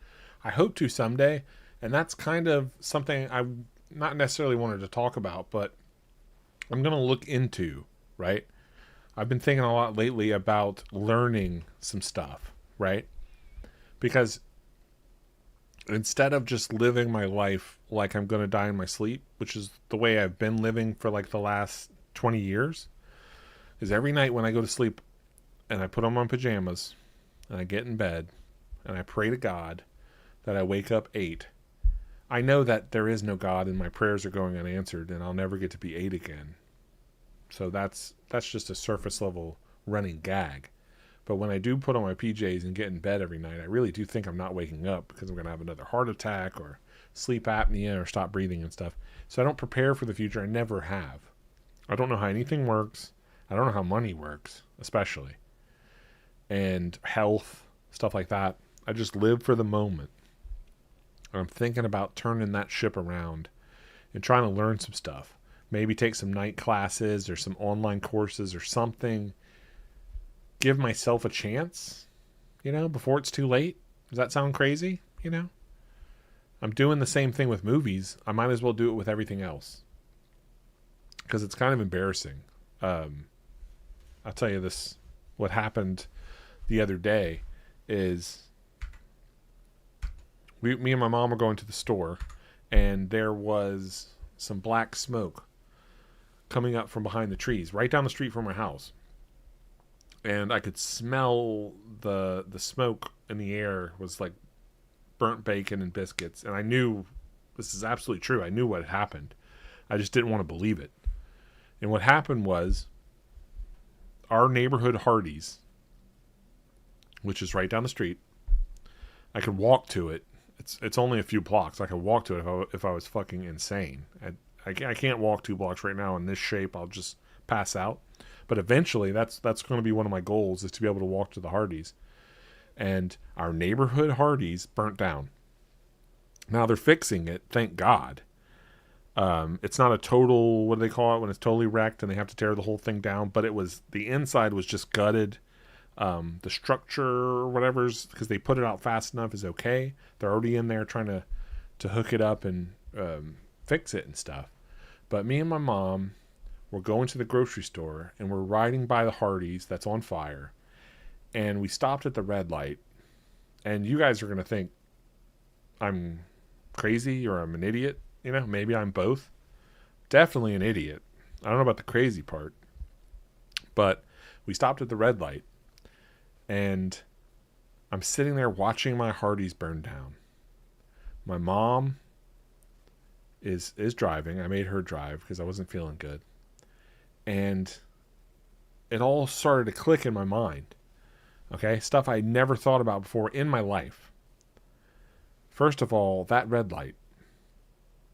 Who put that there? Who's in charge of these things? Traffic lights, signs, laws, the light bulbs inside of it when they burn out. Who's changing that? The roads that I was on was just paved, and they had markers and turning things. And there's electrical wires running everywhere to all these buildings. The fire department's there. The fire department, which that's insane. Some roided out fucking ripped hot dudes and all this special equipment and this giant weird water truck pull up. They're tapping into like fire hydrant things that are just there's fire hydrants everywhere. Who the fuck put those there? They got all this equipment. Who pays for this? Who's paying their salaries? They're putting out this fire at this Hardee's, and I was starving. Okay? And all this stuff is racing in my mind on the way to the grocery store. And I don't know, I'm not trying to sound like a smarty pants or profound, or really I'm not. I'm just telling you the truth. I'm sitting there at this red light thinking, how the fuck does this work? For real? Like, this isn't even complicated stuff. You know what I mean? Like, we have like a nuclear power plant a couple towns over, like with the big, it's like the Simpsons with the big smokestack, and they're like, have you guys ever thought about nuclear power plants and how that shit works? Right? Insanity. All of this stuff, from the most complicated to nuclear power, which they're splitting atoms or some shit, that Oppenheimer shit, down to the simple stuff, like a Hardee's burning down, and who responds to that, and how we get from A to Z. It was literally blowing my mind. I felt like I was in an old, good Christopher Nolan movie. You know, the old ones that were good, made you think about stuff and weren't just like fucking droning noise and gunshots and people running backwards. I was like in a good Christopher Nolan movie, and I thought about it the whole day. I was starving and my Hardee's was burned down for real. I should take a photo so you guys, no one ever believes the shit I'm saying. And I made my mom stop at Waffle House on our way to Kroger to get groceries. And we went in the Waffle House, and I remember she stayed in the car. I just went in to pick up a go order that I ordered. And I'm thinking, I called them on my cell phone. How does that work? That call went through some cell phone tower and bounced off all this Willy Wonka stuff in the air. And it landed on the phone at Waffle House.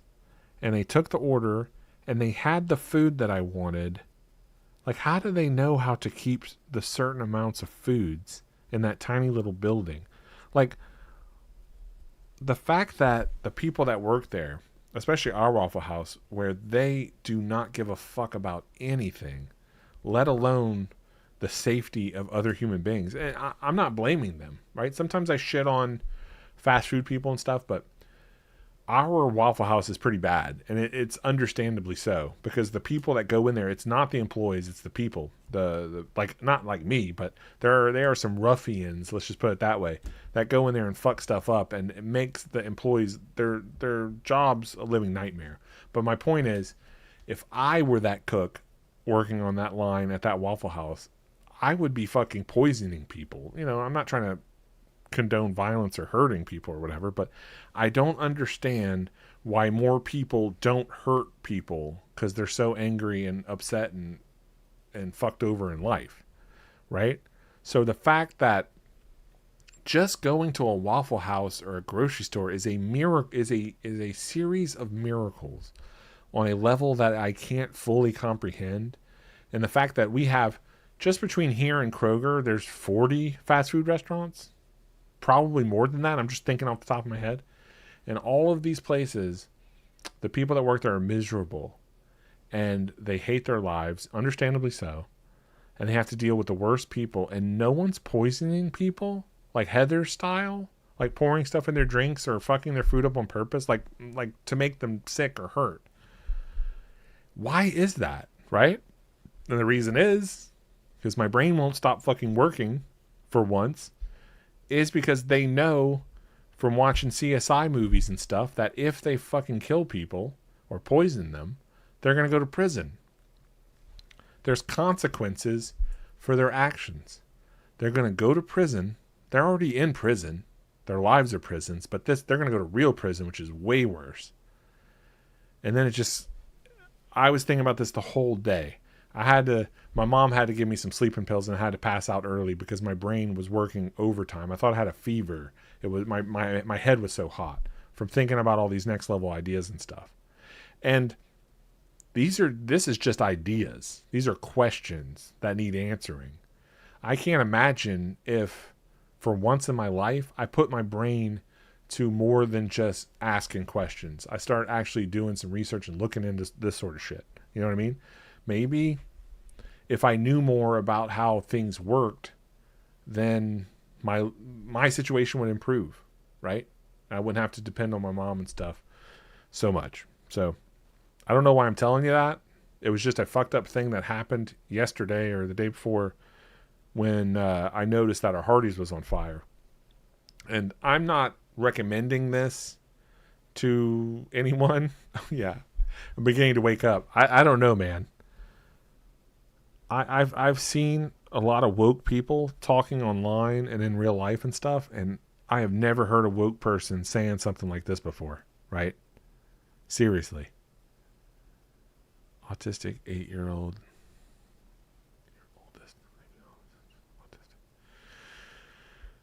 I don't know what that means either. I don't know. I'm just saying I've talked to a lot of woke people. I like to go to bars and I'm still a virgin and stuff. I try to buy girls drinks and stuff, and I get dressed up and stuff, and I have to listen to a lot of woke chicks at bars just ramble on about woke stuff, and I've never heard anything like this before. I have never heard anyone say something so profound, and I'm not even saying anything serious. I'm just questioning stuff. The questions are profound. Like, how does all of this work? For real. How does this work? How does this function? And I want to know. I really do.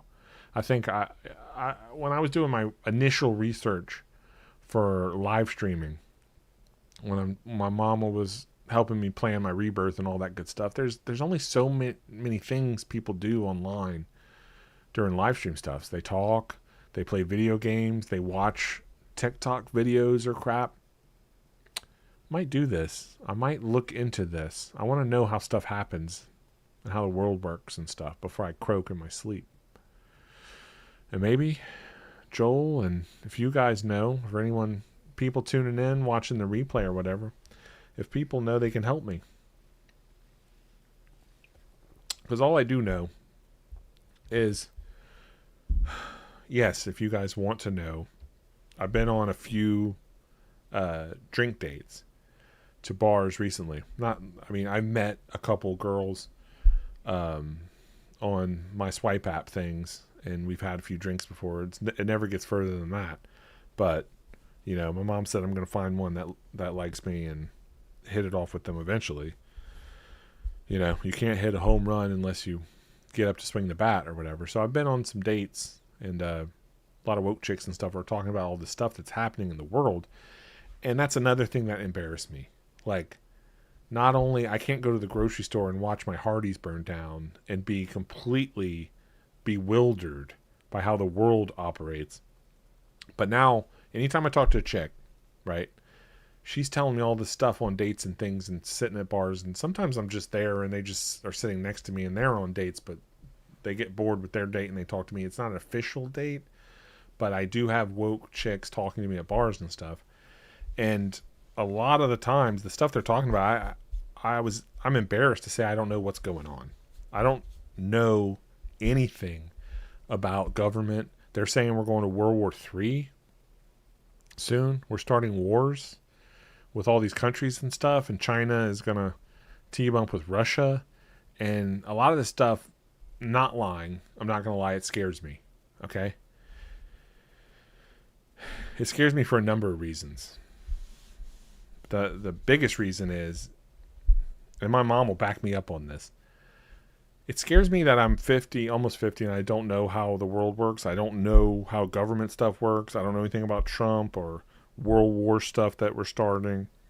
But the scariest thing is that I don't want to die a virgin, right? And it's not even about sex, like they say in that 40-year-old virgin movie and stuff. And a lot of people have been telling me for years and stuff that it's important to have. Yeah, of course, I do want to have sex, but it's not that so much. It's that the possibility that I'll die and not be in love or not have loved, except for I've had one girlfriend online, Dorothy, for 3 weeks. I'm not talking about that. I'm talking about I don't want to die a loser that never got to love or be loved. Sex would be great, Sure, that would be fun, but maybe I could learn some woke stuff, information. I just know what they're talking about. It's like that kung fu Chinese book about the art of war, right? You got to know your enemy, and I don't know my enemies, and I know that the friend of an enemy is a friend of your enemy is your enemy's friend or something. There's a saying that means, fuck your enemy's friends or enemy or something. You know what I mean? There's something to that. Knowing more. Because when I go to bars or I go out and about and I'm trying to score and I'm trying to get a number or whatever, the things that stop me are the two biggest things. Aside from my size and my tits and my bad teeth and my no money and no car, borrowing my mom's minivan, living at home, all of those things. Aside from all of that, which I've been told even some chicks will look past when they're desperate. No offense, we've all been there. Aside from all of that stuff, the one thing that holds me back in conversation with these chicks and stuff is that I don't know anything about how the world works, right? And there's only so much, anyone knows this fact, from your own life experiences. Chicks don't like movies.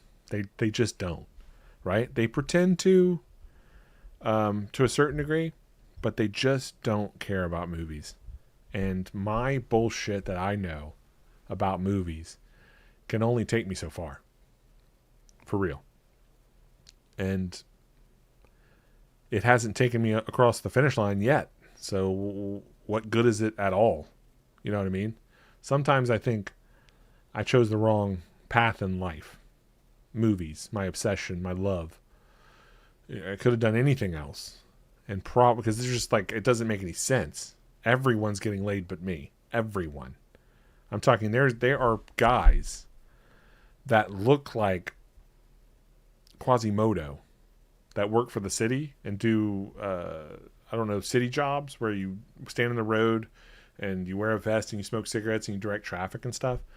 They're getting laid and I'm not? The guy that looks like Quasimodo wearing the orange vest, holding the sign, chain smoking cigarettes outside? It's not fair. And I think it's, yes, he doesn't live with his mom and he has a good high paying job. That has a lot to do with it. But I think it's because he just knows more about how the world works.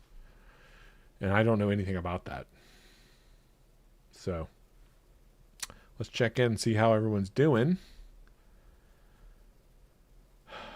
Sunday. Let's see. What is more real to you?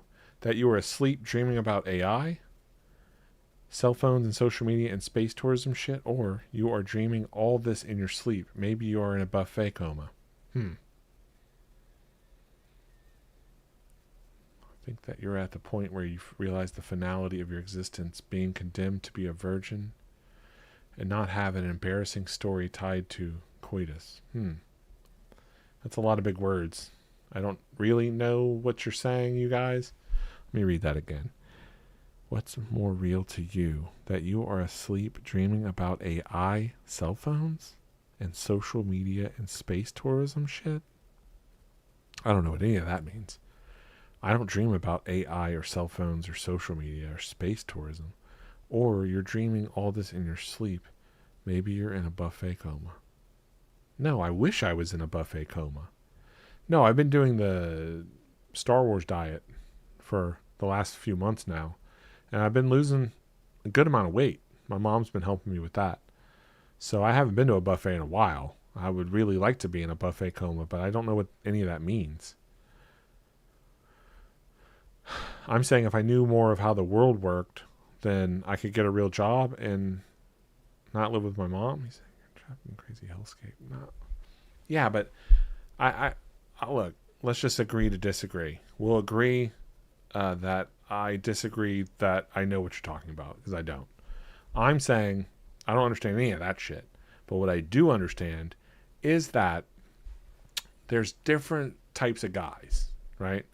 There's guys, there's like ladies' mans, there's ladies' men's. They're really hot guys that look like models that just clean house. They don't, it's just natural to them. They were born rich, they were born handsome, they were born with smart stories and big words and funny stuff, and they play guitars and things. They got those guys. Then you got your bros, the dudes that work jobs and they have life experiences and they're flawed, like deeply flawed people, but they have jobs and apartments and stuff and things that attract other, medium level chicks and mates and stuff. And then you got people like me, the third type. Some people call them incels. Some people call them barely men. I've heard all kinds of derogatory things said about people like us and stuff. And I don't know what any of that dreaming about AI stuff is, or I don't think I'm in a dream. I don't even think I'm in a nightmare. I think the more and more that I talk about this with people and to myself, I honestly believe that I'm in a place that I've created for myself, right? Nightmares and dreams and stuff is involuntary. You have no control over that unless you're a dream master and you're in that Freddy Krueger shit and you know how to control your dreams and stuff. Normal people don't know how to do that. Okay? Normal people aren't dream masters. Dreams and nightmares are out of your control. I have a say in this. Okay? This is my big epiphany, right? Why I kind of started the Welcome Mathewson show wanting to turn over a new leaf and things is that I choose to be ignorant and not know about how the world works and stuff, because it doesn't matter how bad I was raised or who I blame or what my grandpa did or what male role model felt me up in the closet when I was a kid and sexually assaulted me and squeezed my tits and whispered sweet things in my ears and all these horrible things. All of those excuses aside, I know on some level that this is my choice, right? And that I've been afraid ever since I was a kid. I'm afraid of everything. I'm afraid of stepping up and taking a risk and taking a chance and being a man and getting out there. For real. I still live with my mom and I got the safety net and stuff, and I'm still scared. And I don't want to be scared anymore. So I'm looking into it. Self-help books, video series, things like that. And I think the secret is not buying a cool shirt and tie. And it's different than that. A lot of that plays into it. Attitude, aesthetic, things like that, confidence. But all of that is just a facade if you don't have the spirit and the education and the knowledge, the life knowledge to back it up. So that's my whole goal now. What I'm attempting here is figure out the secrets of the world are very shallow, right? These aren't like fucking Elden Ring level mystery fight things that are really hard. You know what I mean? These aren't like really hard boss battles and puzzles and you have to do all this crazy shit to find clues. It's not a video game. Life is way more simple than that, right? There's answers to my questions. There's solutions to my problems. There are things I should know. And I'm not gonna blame people and myself, my grandpa, and well, I'm gonna blame myself a little bit, but I'm not gonna blame other people. I'm not gonna sit here and wallow in the misery and confusion and ignorance and all that sort of thing. I'm gonna be positive. The power of positive thinking. I'm gonna look into these things. I need to know stuff about life. And the more my knowledge base grows, the more successful I will be. I know that. I know that for a fact. I know that what's sustainable and what's not, right? I know that if God wanted me to be a rich and famous movie critic, he would have made it happen. But he didn't. So perhaps sometimes it's appropriate to hang up your dreams, give up on your dreams. You know what I mean? And just accept that some things are hobbies. A lot of things are hobbies that people take too seriously. And I think I fit that demographic big time. I am never, ever going to get laid or get rich and famous from talking about movies online. That's just it's not in the cards for me. And some people will push back. They'll say, well, that's because the way you're talking about yourself. If you were more positive about yourself, then you could like will it into happening. But that's, I disagree with that. I really do. You can't fake it till you make it, or whatever that saying is. That's not how it goes. What's up, Zach Blaze? Love me some Zach Blaze. Good timing, Zach. Just talking about maybe it's time to stop taking hobbies too seriously, right? Maybe it's time that I find a real job. And by that, I don't mean a slave thing that I'm going to hate and resent like my grandpa and everyone else I've ever known, all the male figures in my life. They all hated their jobs and lives and that sort of thing. I'm not talking about living the slave life. I'm talking about being realistic for once. Hanging up the bullshit movie internet thing, you know, and just doing that for fun on the side as a side hobby, and getting a real job, perhaps in a factory or construction or one of those city jobs like I was telling you about. There's so many of these city jobs. And my mom, you know, we've been talking about it a lot. You know, she supports me through anything that I choose to do, you know. And I'm not going to say the last 10 years have been a mistake. I don't regret it. I don't regret trying to do the movie slob thing, and I don't regret what I'm doing now here online, talking movies with all you awesome people. But we have to face reality. We have to face facts, you know, instead of lying to ourselves, especially me. It wasn't a mistake. I don't regret it, but it's wrong. There's right and there's wrong. And there's consequences for those rights and those wrongs. It's wrong to spend so much time pursuing something that doesn't get you laid and doesn't get you money. It doesn't get you security. Life is about getting security so that you don't have to worry so much and be a burden on other people, right? That's what life is about. Take as much burden off the people you love as quickly as possible. And it's wrong to not do that. It's wrong for me to take all my mom's money, Social Security money, and to spend it on concession stand stuff and seeing movies. Which movies are not they're not a real passion unless you're making them. You know what I mean? Unless you're a filmmaker, movies are not a passion. It's not a real job. It's not a rewarding thing for a person online to talk about an art product that 1,000 other people made that you had nothing to do with. That is not a calling in life. It's just not. What it actually is wrong. It's a hobby that for whatever reason we've exploded into something more meaningful or chaseable or dreamlike than it is. It's not a dream. It's not my dream to talk about movies on the internet. It's just not. It's my life. It's something I'm good at. I'm passionate about.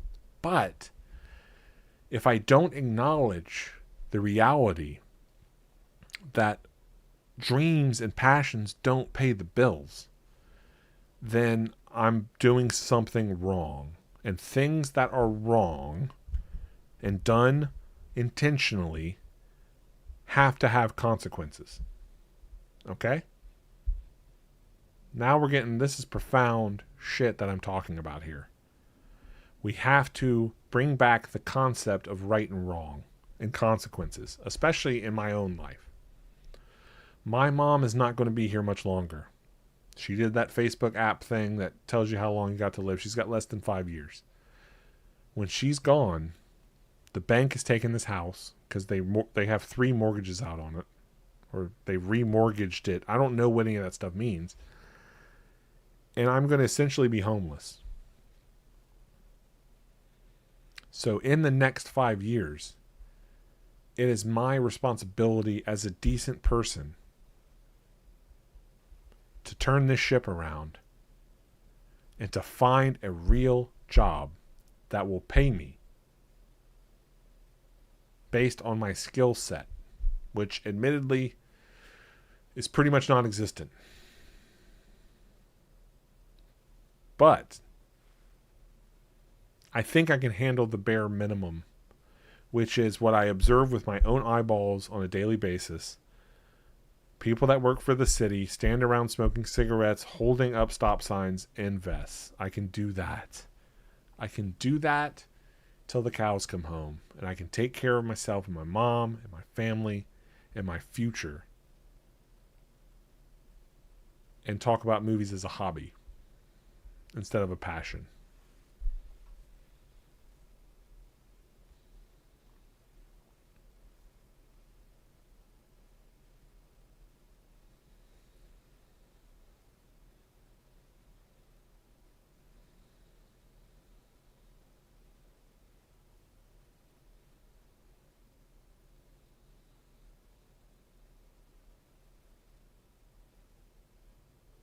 Yeah.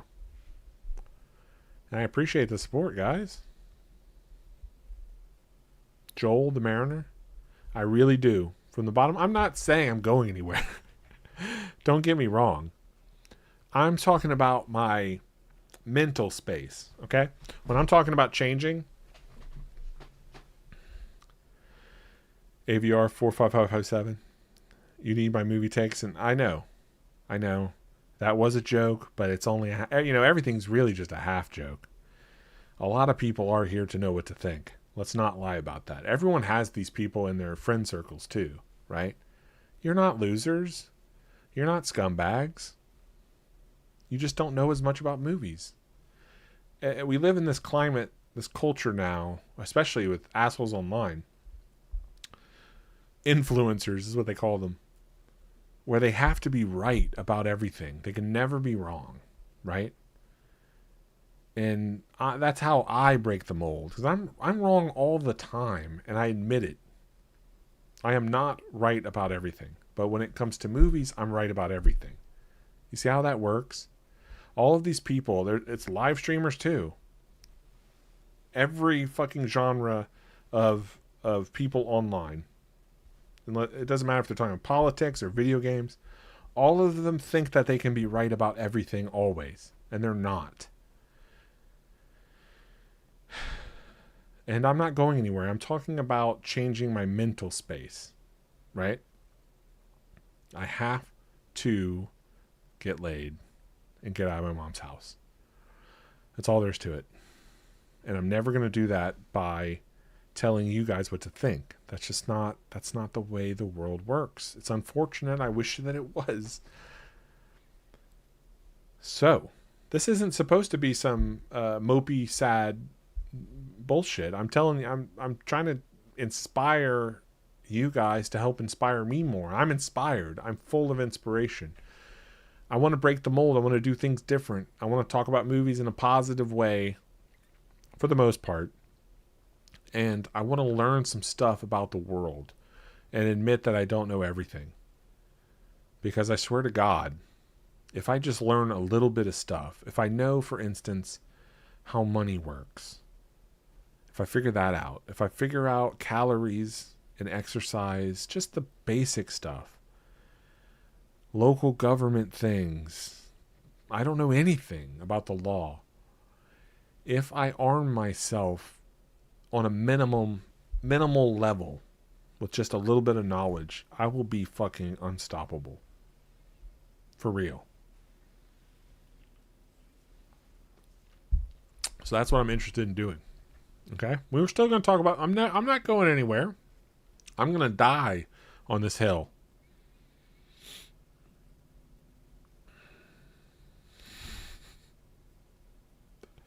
You don't Thanksgiving anymore because how compelling you were making Halloween twice as long. I really do think so, Joel. A lot of people thought that was a joke too. And again, here's my bigger issue, right? The only thing I'm concerned about in my life, right? I'm going to learn stuff. I'm going to tell you guys the truth, what to think, movies and shit like that. I still do believe in myself. But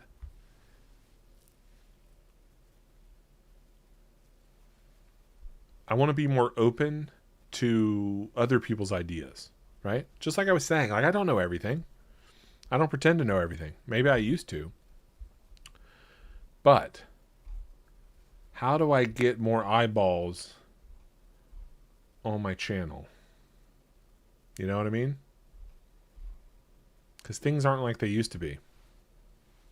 I'm paying this Indian dude to make thumbnails, and he's doing all these edits on my clips from live stream stuff. And I think I'm just out of my depth. So a lot of you guys, younger lads, you've got way more insight into this sort of shit. So if anyone knows more about... If you got ideas, I'm trying to...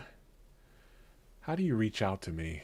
I guess you can send me an email, but I do have a Patreon, right? And you don't, like I said, you don't have to, you don't have to pay for it. You can just sign up for free. I'm trying to think of the best way to get in touch with me. I think my email's in the videos. Where the fuck is it? Oh my God. It's really not in here? Hold on. Then we'll get back to it. 1 second. God, I hate my life. Settings. Where the fuck?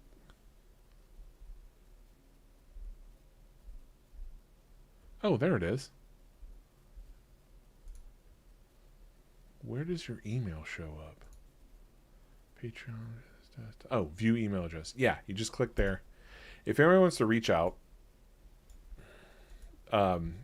we've got a little bit of cash left over from what we're paying this Indian guy from my mom's Social Security. So I am looking for more ideas, consulting, whatever. I don't know what I'm doing. So maybe this guy, Liam, if you're still around, you can help me. Just need some ideas. What do you guys want to see? Because I can't get a read on... I couldn't get a read on the Movie Slob channel, honestly. And it's going to be twice as hard now because things are so different. I don't know what people liked. I don't know what people are looking for. All I do is just make what I think is good, right? But we were talking about... This ties into... I was trying to tell you guys about my mom. She was giving me all these ideas for government jobs and things.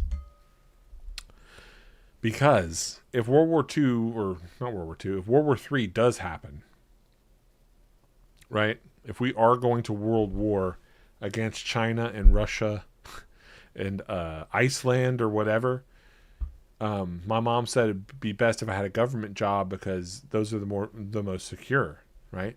And she said... The easiest job for me to get right now would be with ICE. Okay? Now, I promise you I don't know what ICE stands for. Okay? Not icy, but ICE. I'll tell you why I got icy up here. She said she found this thing in the online on the Facebook thing. ICE is hiring in our area because we're down here in Mississippi. We've got lots of illegal Mexicans and stuff. And she said probably the only government job that I could realistically get is ICE because they're very desperate. And they pay a lot of money and super bonuses and all this stuff. And you get to have a gun and kind of act like a badass. I don't see any of the downsides except for she told me they've been killing people and doing some fucked up stuff or whatever.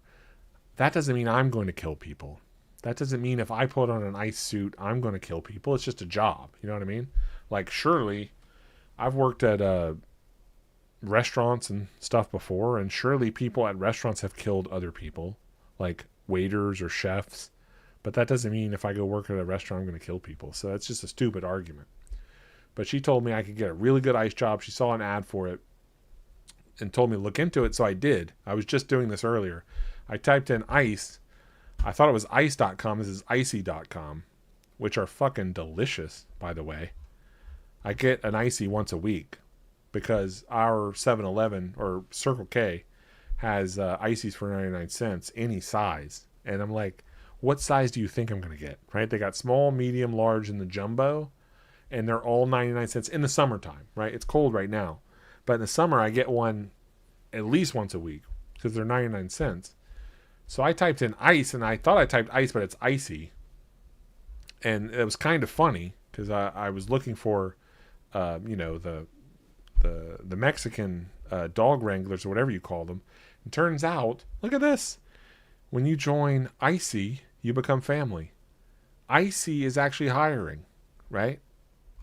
And I'm thinking about applying for Icy, just like a side hustle or something until I start pulling in the big bucks here on YouTube.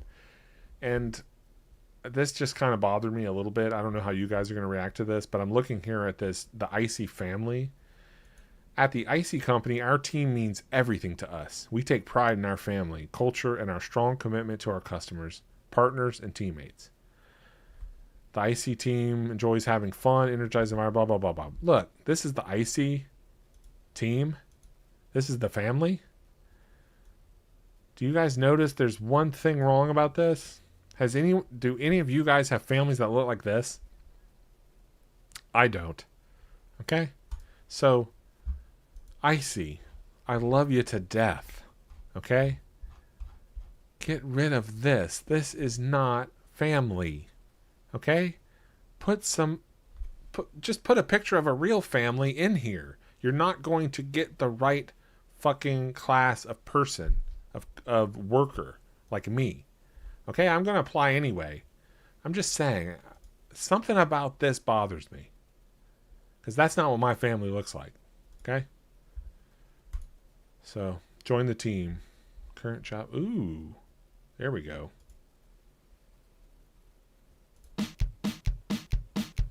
People, when they think of icy, they think of the red and blue cup, they think of the dome lid, and they think of the spoon straw. We kind of invented the spoon straw. When you get to the bottom of the cup, you gotta be able to get that last drop out, and everybody wants that last drop. Really an interesting story. Right out of school, I went to a trade school for about 8 months, and then after I graduated from that trade school and was gonna go back and finish my degree, I decided to get a job for the summer, and the job that I got for the summer was with the icy company, and started off as a service technician and a route driver, and then have just worked my way up the company.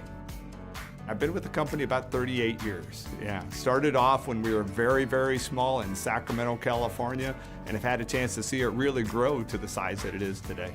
A lot of companies don't survive all the things that we've survived, and then grown. It's a product that people know and love, and we've been very fortunate to be a part of it. Hell yeah. Size that it is today, and love, and we've been... That's fucking sick. You guys have to admit that. I was kind of half joking, but I might actually apply for that. Because icy is amazing. I wonder what the job is. You just ride around filling up ice slushy machines? All right. Let's do a quick poll. How do you do polls? Start a poll. Here we go.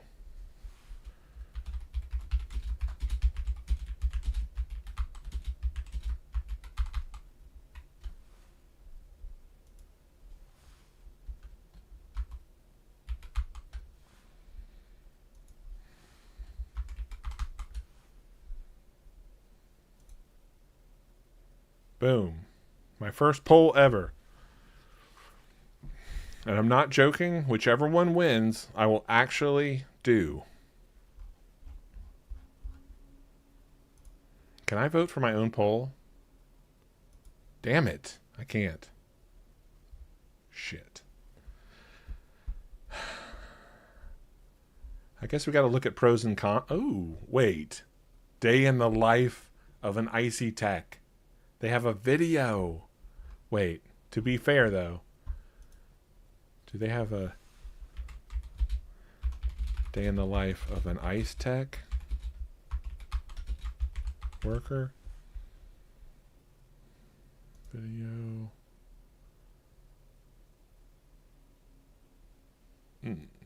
Ice, day in the life. Okay. Working in an area like that.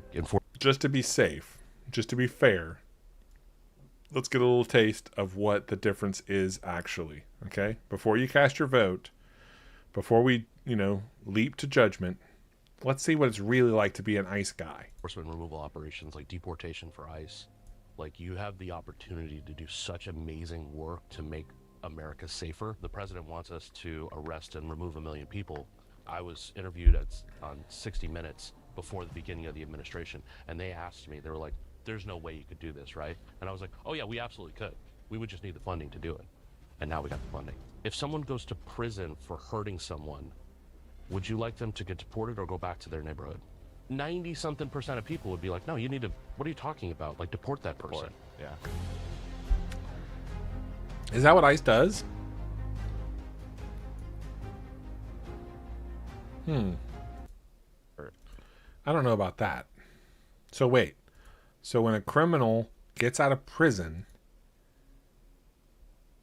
who's illegal, ICE picks them up from the prison and delivers them back to their country? That doesn't sound hard. I don't get it. I honestly don't get it. How can they be going to prison if they're illegals? Yeah. Computer systems for ERO. I don't know. It seems like kind of complicated. But my mom said there's tons of... the only thing that matters is security, right? It's a government job, ICE. You don't actually have to kill people, right? That's just the bad ones. There's bad apples in every bunch. Okay, so he just said day in the life. You work for the president and you deport Mexican criminal people or whatever. Okay, all right. Let's see what it's like working for Icy. This I'm excited about. I'm not going to lie.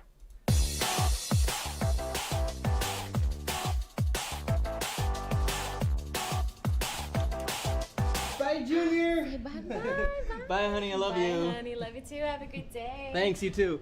First coffee, then icy.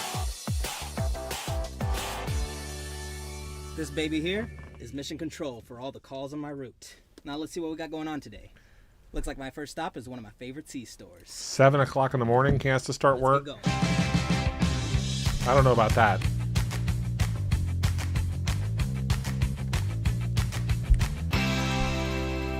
Whenever I need to look up parts or check out a manual, it's all at my fingertips, right here. Icy now. Icy selfie? Yeah, man, let's do it. Say icy. Icy on 3. 1, 2, 3. Icy! I don't just service icy machines. I also work on fountain machines as well. My day's just getting better and better. They got Diet Coke. All right, next stop. Here we go. Hey, Carl, how you doing? Hey, my friend, good to see you. I'm here to get you back up and running. Thank you so much. Glad to see you today. Gotta make sure it works. Oh my God.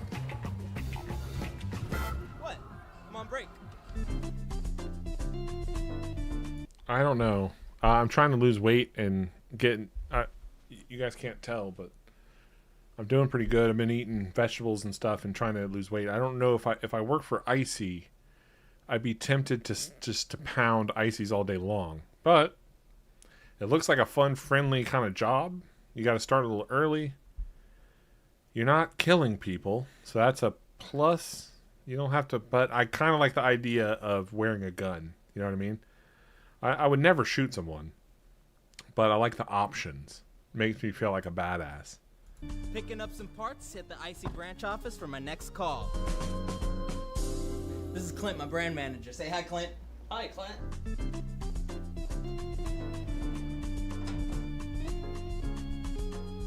Man, he is walking a lot, though. Look, I'm just going to be honest with you. I've seen, not just from that video, we watched one video about the ICE officer, day in the life. A lot of those dudes don't walk at all. They're just fat and they ride around in trucks and they get guns.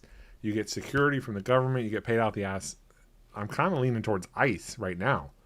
This Icy guy, it seems like a nice job, but it's a lot of walking. I'm going to be honest with you. And yes, I am trying to lose weight. Okay? That's a lot of fucking walking. I've almost been triggered watching a 2-minute video, okay, about the day in the life. And I'm not joking. Okay? And there's a lot of smiling, a lot of, it's just, I think at the end of the day, women might not think, they're going to think I'm a cuck or something, right? Because this job is like, you sell ices? You repair icy machines? That's not nearly as cool as having a gun and shooting people and taking out the trash. So, this is tough. Let's see what the poll. Overwhelming poll. Icy 100%. Really? Okay. Well, I'm leaving the poll open until someone votes ice. So I can apply for that, because my mom wants me to be an ice person. Whoa!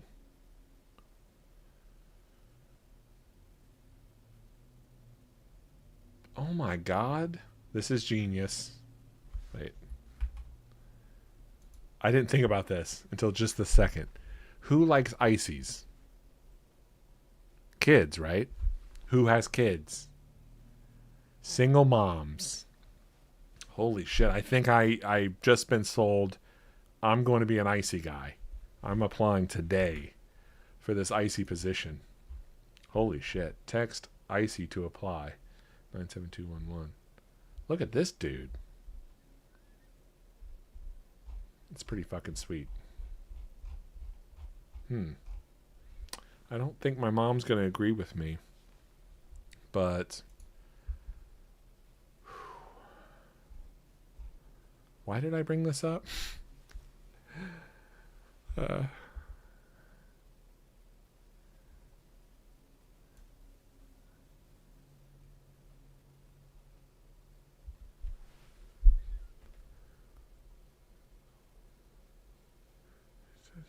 What? Jesus.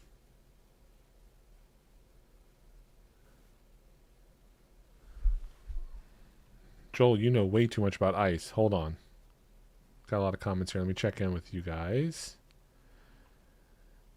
What happened to your oh yeah, okay. Alex Varda 457. Oh, it's okay. Alex Varda 457 or anyone checking in late or haven't seen my other streams. My previous Movie Slob channel was deleted. It was taken down by my mom. She reported me. She flagged my videos. And you know, it's been a while now, so I'm over it, right? She's my flatmate. She's my roommate. She's my best friend. She was just looking out for me. She saw me going down a dark path. And I can't say I disagree with her, but I did initially. So all my channel was flagged and taken down by my mom, who admitted this to me, because I thought it was just a hater or someone like that. But good news, before my mom deleted my channel, what she didn't know, before she had it taken down, what she didn't know was that my fat kid down the street, Charles Jacobs, former employee, he backed up all my videos to this Patreon. Okay? So, and they're all free, and they're not locked behind a paywall, so you can just watch them. But they're very controversial. I'll put it in the chat.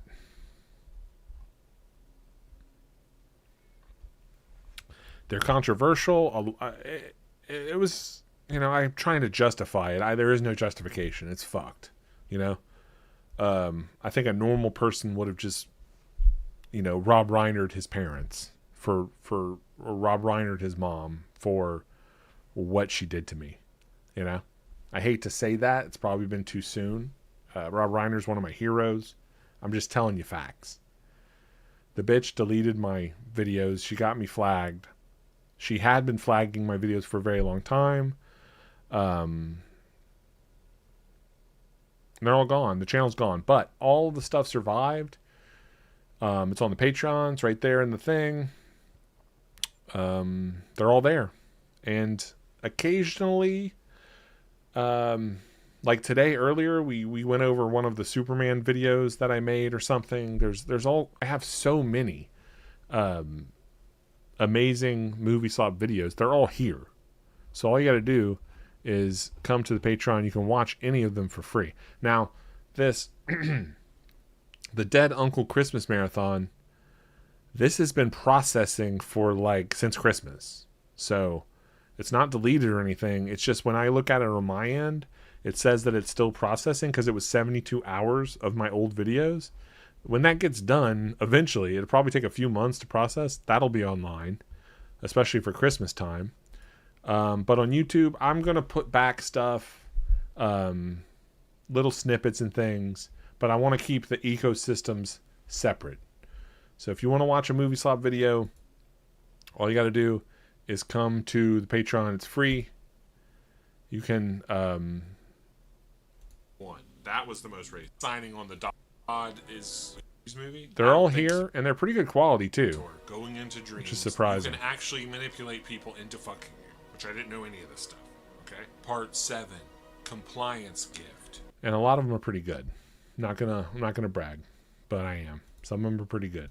So I highly encourage everyone, sign up. I got a shit ton of people that are signed up that don't pay. Who cares? I don't give a shit. Just sign up so you can see the videos for free. And I'll start doing streams and other things on the Patreon. So that's that. Will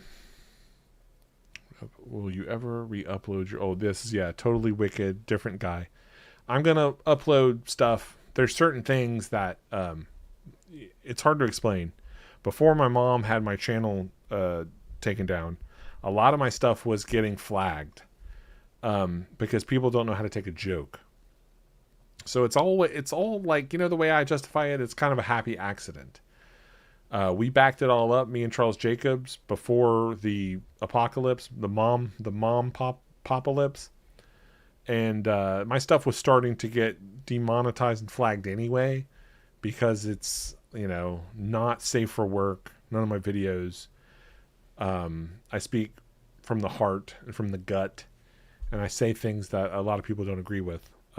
So it was a happy accident. On Patreon, you can do whatever you want. So I think from now on, I'm still doing live streams here on YouTube. I'll put up stuff that's not going to get me fucking arrested by ICE. But if I make anything spicy, which I do have plans for, they'll be on the Patreon and they'll be free. So that's all you got to do. And a lot of the stuff in the movie slot world was a joke, bullshit, just funny. But the one thing that's not a joke is, I shouldn't even be saying this out loud, but I've said it so many times in the past. I don't have a social security card or a birth certificate. I just don't. I've never had those. It was some mix-up at the hospital and the paperwork. So I used to joke about, before Trump became president, if you go back and watch my old videos, I was talking about, please don't deport me. But now I'm not joking. That actually kind of scares me. So if anyone, especially Liam or any of the professional dudes in here, if anyone knows how to fucking get that stuff, help me or point me in the right direction. Because what I'm afraid is, especially now, I'm going to go up to the government office thing to try to get a social security card. And when they tell me I'm not in the system or whatever, I'm getting disappeared. That's not a joke. I don't even like saying this out loud. But I know no one gives a fuck because I'm movie slob Welcome Mathewson. There's not a lot of people going to see this video anyway. I have a very small fan base. But sincerely, it does scare me. What would you do, guys? How would you feel if you didn't? I never gave a fuck until recently. Like, it doesn't matter. I don't, you know what I mean? The handful of jobs I've ever had, I got paid under the table. I didn't have to do paperwork. Totally illegal, whatever. It's not like, how can it be illegal? I'm not breaking the law. I just don't have the stuff I was supposed to have been given. Right? But that does scare me. So, I'm even afraid to, like, Google it. So, anyone can help me with that, that'd be great. I don't have a birth certificate or social security card. I've never had them. So I don't have a number or anything. And then, Joel, you just said so much. Let's see. To make a poll, press Alt F4. No, it's not. Is that real? Close all tabs. Okay, I'm not listening to Joel anymore. You were just trying to fuck me. I'm only a KFC man. They bring me back to prison first. All the illegal immigrants in prison are taking all the jobs. I don't know anything about that. I just don't want to go to prison because I don't have a fucking social security card. Yeah.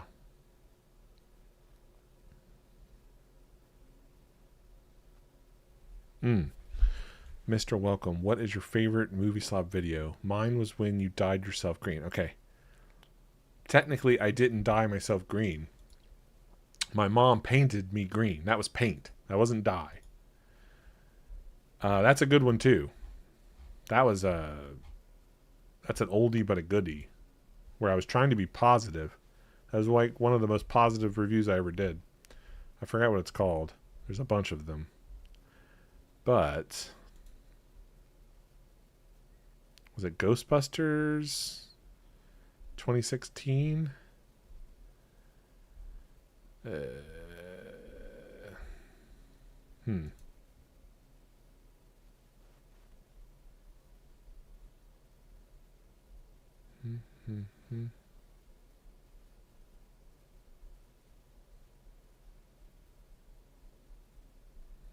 Jesus. Fuck. I don't know where it is. I was going to try to find it. Yeah, Ghostbusters, the all-chick Ghostbusters review. That was a pretty good one. They had a costume contest at the movie theater, and I went as Slimer. People thought I was like the fat, Incredible Hulk, though. That was embarrassing. But she had a paint roller. We had a little bucket of green paint, and it was, when that movie came out, it was 100 fucking degrees outside. So I was sweating the paint off, and she had to keep rolling the paint on me. And I got second place to this retard in a wheelchair, but he deserved it. So I never forgot that. But he got a $100 concession stand gift card. He won. But, you know, good for him. My favorite? I don't know. I've made so many. Honestly, I do know. The best movie review I ever did was for... You guys don't know this, but I've had so many channels that got deleted, taken down. People hate my guts. A lot of people do. I guess understandably so. And I'm not joking. I've so many videos and channels taken down because people were butthurt. But on one of my older channels, I did a review for Superman versus Batman. Is that what it's called? I don't know. Superman versus Batman. It's the one where they fight each other. I don't remember the official title. That was the best movie review I ever did, I think. I'm pretty sure. That one will never be topped. And unfortunately, I didn't have any backups. I lost. What actually happened, I don't talk about it a lot, but a couple years ago, our house burned down in the middle of the night. It was a freak electrical fire. And I literally lost everything. So even though a lot of my old channels and videos got taken down, I had archives on hard drives. And all that stuff burned up because at the time I didn't believe in the cloud. And I tell you what, I fucking believe in it now. That's the dumbest shit I ever believed or thought in my life. Trust me, guys, believe in the cloud. And if you're going to back up stuff to hard drives, get a fireproof safe. Which I guess I didn't believe in those either. But long story short, I lost all those videos, and that one hurt. That one really hurt because that was funny, and that was something. Of all the hundreds of movie reviews that I've done, the Batman versus Superman was the best one, I think. And just so if anyone remembers that one, you're very old school Movie Slob fan. But the gist of it was that my little brother I was picking up at the airport. He was out of town doing some bullshit. And the day that I was picking up from the airport was the premiere of Batman versus Superman. And we got tickets like a month in advance. And his flight was coming in right before the movie started, like a couple hours before. So we made a plan that he was going to dress up as his favorite he was going to dress up as Superman, and I was going to dress up as Batman. So I would arrive at the airport to pick him up, and when he got off the plane, we'd go straight to the movie premiere. And I went to the theater dressed as Batman, and he went to the theater dressed as Superman, or vice versa, whatever. And I was supposed to meet him in the lobby and pick him up and get to the movie, and that didn't work out. That's not what happened. It was really fucking horrific what actually happened. I'll never forget that one.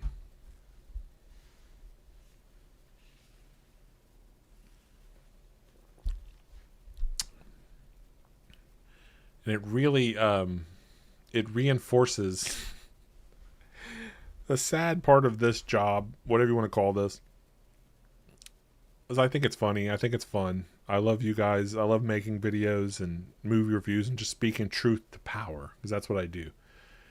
But it's kind of humbling and eye-opening to be reminded all the time how insignificant you are. Because if I had a YouTube channel with like squirrels that, you know, skateboarded, that would be backed up by the Internet Archive or whatever. Like anyone else, their videos, there's dozens of copies, and people rip them off like people steal content and start and duplicate channels and stuff. I don't have anything like that. So there are no copies of any of these things. In fact, when I post them, when I used to post them, that was it. I have to delete the video file and the editing files off my computer because I didn't have any space for them, right? So that's how it always was until after the fire. I got some insurance money and got a fucking sick rig, which I have now. But for the first 10 years of doing this, I can only make one video at a time because my computer was so shitty. And I had no RAM, no memory. My hard drives were the smallest, shittiest things humanly imaginable. And make the video, I'd have someone edit it. That was it. Like, it had to go. There's no saving work files or backups or anything like that. And I just assumed that if you upload something to YouTube, even if they flag it for copyright or someone flags it, says you said something inappropriate or anything like that, I thought you could still retrieve the video, right? I thought that you could still download your own goddamn video, but I learned that the hard way too. If someone flags your shit, or if it gets taken down in a certain way, you don't get to retrieve it. There is no accessing. You can't even watch it to like take a screen grab of the thing. And that happened right before that. This just happened. So I'm not bullshitting you. Right before my mom had my channel deleted. One of the last videos I made was on the Breakfast Club. And it's like something out of a movie. Right before she had the channel taken down and deleted for, strikes against community guidelines or something, that video actually got striked. And I didn't think it was that bad at all. Actually, recently I had been trying to make them less controversial, and I thought it was a really good video. It's on the Patreon if you guys want to see it. It's the Breakfast Club. It's the one about Bender being a sex guy or something. Doesn't matter. There was a part of that movie review for Breakfast Club in the middle where I talked about my dead uncle and selling off his collection of pornos. And that was the reason that the video got flagged, and it was just gone. Like, they just deleted it, right? And luckily, it was so crazy. Charles Jacobs or me or both of us or whatever, we had just backed it up to the Patreon. But the thing is, you can't download videos from Patreon. Here's another thing people don't know. So a lot of these videos are stuck in the Patreon. Like, there is no option to download your own videos from Patreon. So, long story short, this just happened to me. Breakfast Club got deleted, just executed for being too controversial, and then they deleted my whole goddamn channel. But a bunch of these, I read about like starting another YouTube channel, a secret one, just for backups, which is smart. But before I got the chance to do that, just gone. 86th, the whole goddamn thing. So just be careful out there. Sorry if I'm talking too long about this. I figured some people want to know. A little inside baseball. Back up all your shit. Start a secret second channel for your backups. And don't talk about your dead uncle's porn collection. It's really funny. It's amazing the things that offend people. When I'm just trying to do my job and tell a goddamn good story and a movie review at the same time.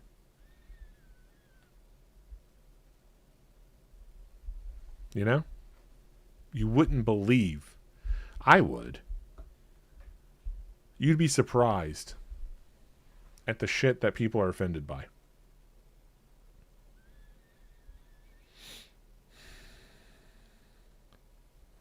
My favorite review is probably the Rise of Star Wars one. Oh my god, that's a good one. And you know, a lot of the shit's true too, by the way. I know it's hard to believe, but especially the movie slob reviews and stuff, sometimes I'd exaggerate, blow things out of proportion. You know, that's what I do. I'm a storyteller. You have to embellish a little bit, right? A lot of the stuff is true, and you wouldn't believe it. It's actually embarrassing. And that's what I was saying on my first live stream. The thing that enticed me, that compelled me to do this in the first place, why I kind of like this format, which I've never really done before, is that I want to face my demons in real time and try to figure out who I am. Because I was playing a character. Movie Slob was an exaggeration of my real self. Welcome, Mathewson. And after doing it for so long, I've said this before a couple times, I don't really know who I am. I've forgotten things. I don't know what was true and what wasn't. And that's kind of the fun. We can go through the videos that did survive that are on my Patreon, like 100 of them. I can go through these and rediscover all this stuff because I've been doing this for a very long time, and the procedure has always been with me: make the video, upload the video, delete the video from my computer so I have space to make another one, and that's it, move on. A lot of these I haven't seen. I have older videos, it's been years, that I've completely forgot. So it's a lot of crazy stuff to keep up with and should try to remember. And just so you know, for a fact, anyone watching this, I have 100 videos on Patreon of my last Movie Slub channel. And before that, I had at least 100 more that are gone forever, right? So it's kind of overwhelming, like, to think about. Because I had, before this channel got deleted, I had 2 other Movie Slob channels that got taken down. One by Disney and one by a business tycoon. So I have my fair share of war stories with literal Nazis. And let's see. But the Rise of Star Wars one, that one I do remember. A few of these I do remember. That one is unbelievable.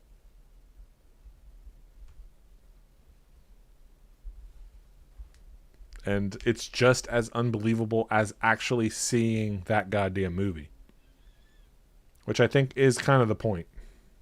You know what I mean? I've always believed in telling the truth. You know, cutting the shit, getting right to the point. Because I hate YouTube channels that don't do that. But a philosophy I adopted a long time ago is, when the movie goes low, you go lower. And you can interpret that any way you want. So, regardless, it doesn't matter what the movie is. You got to outdo. Your review has to outdo the movie itself. That's what I think. I'm making movie reviews I want to see. I would like to see. And no one else is doing that. They weren't doing that. They still aren't doing this. It's unfortunate. You know what I mean? I'm not talking about like Nostalgia Critic. I don't want to watch an hour-long video essay of unfunny gags and dad jokes. That's not what I'm talking about. I want to see, hopefully if someone sees this and I die in my sleep or something, someone else do this. Someone else carry the fire. Just try to outdo the movie you're reviewing. That's what I want to see, a review that's more memorable than the movie, especially if it's a bad movie.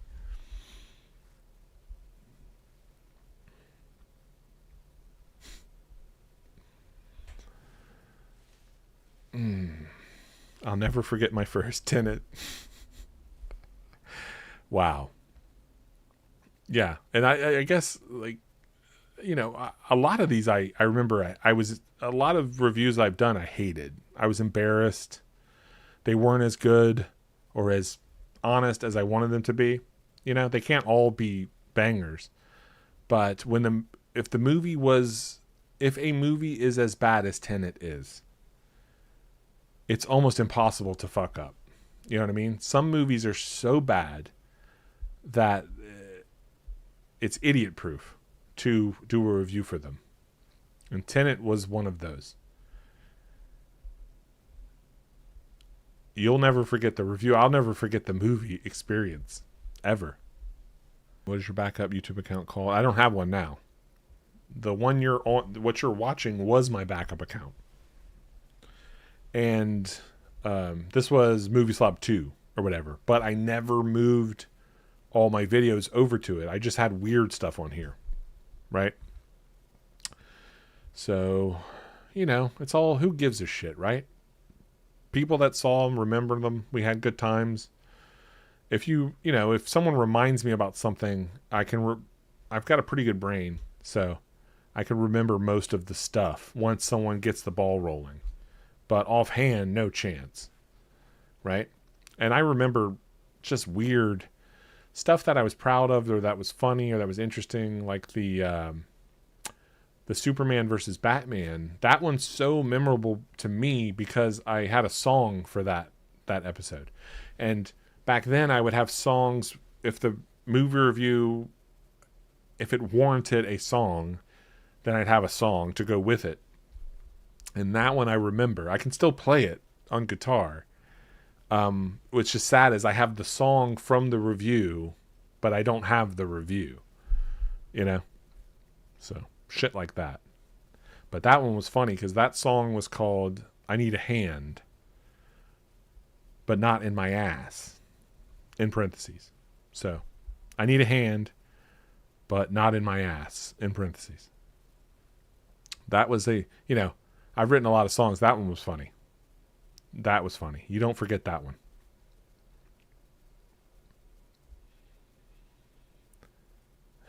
And someday I'll replay it before I forget it permanently.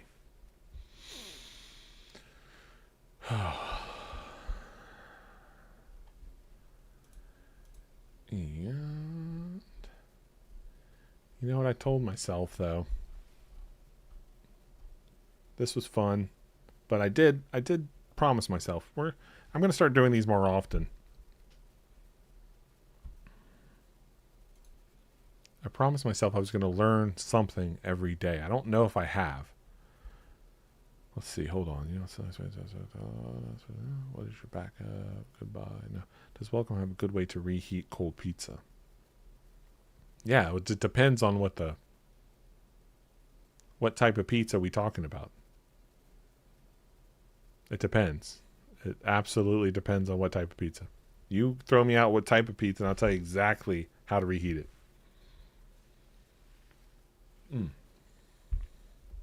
While you're doing that, let's see.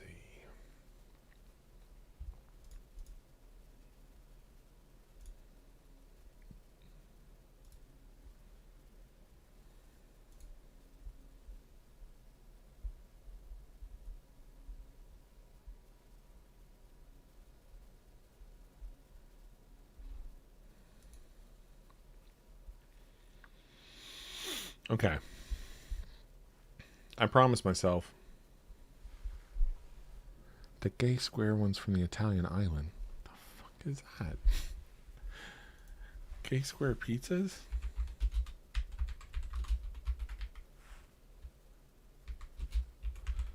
From Island?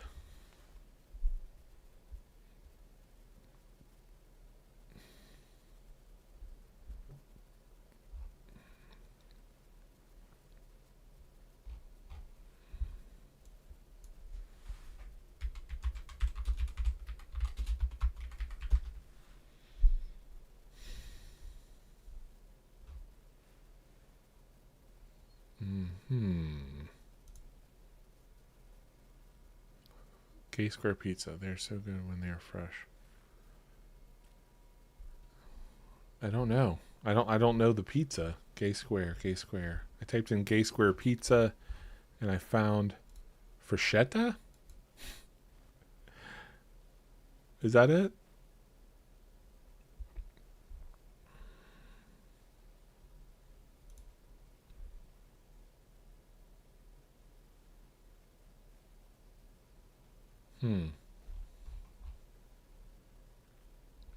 No, I'll tell you what, though. I don't know exactly what you're talking about, but with, let's see here.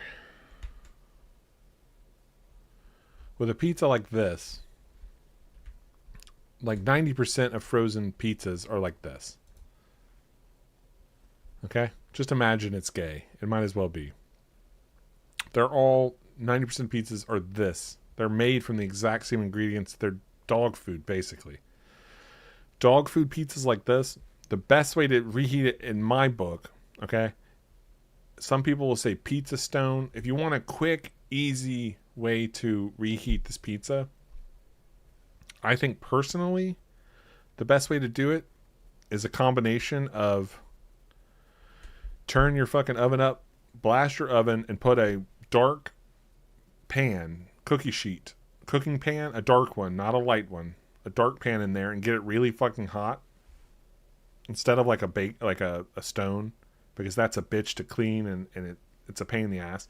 Just get a dark pan really fucking hot and then put the pizza back in there. Okay? And just do that for like 10 minutes in there. Then after the 10 minutes, take it out, throw it in the air fryer for like a minute. That's what I would do if I was eating shitty pizza like that, which I'm not. Okay?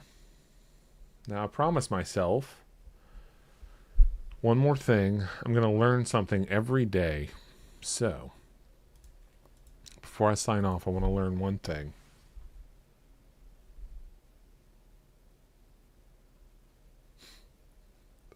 What the fuck is that? Oh no.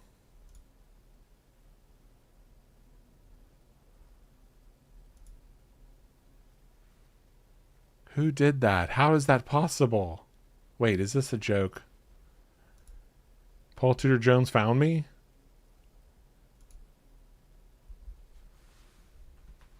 Get the fuck out of here. Who is that, really?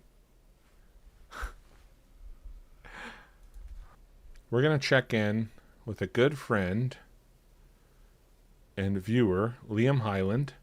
Looks like he's got shorts. I want to learn one thing. That's my new goal. Learn one thing before I sign off. Let's see what he has to say about you're investing in the wrong type of company. On Earth, companies that compete inside of civilization and companies that sit. There are only two types of company on Earth. Companies that compete inside of civilization and companies that sit under civilization and tax it. Most investors lose because of this category confusion. They analyze a company deeply, but they're wrong about what kind of business it is. Stop being a ticket tourist and own systems that compound, then subscribe, and I'll see you in episode 2. Did I learn something?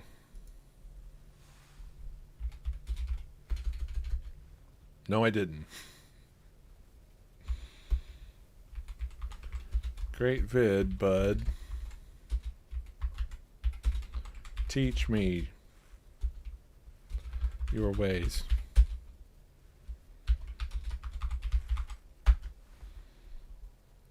Seriously, I need some. I didn't learn. That you might as well have been speaking Chinese. I don't know what the fuck he just said, but I tried. I tried to learn something. I think we had a good time. You just made a big mistake. Okay, I gotta sign off now because this motherfucker's coming for me. But everyone that hung out, you guys come see me tomorrow, and we'll go from there. All right? But until then, until next time, bye.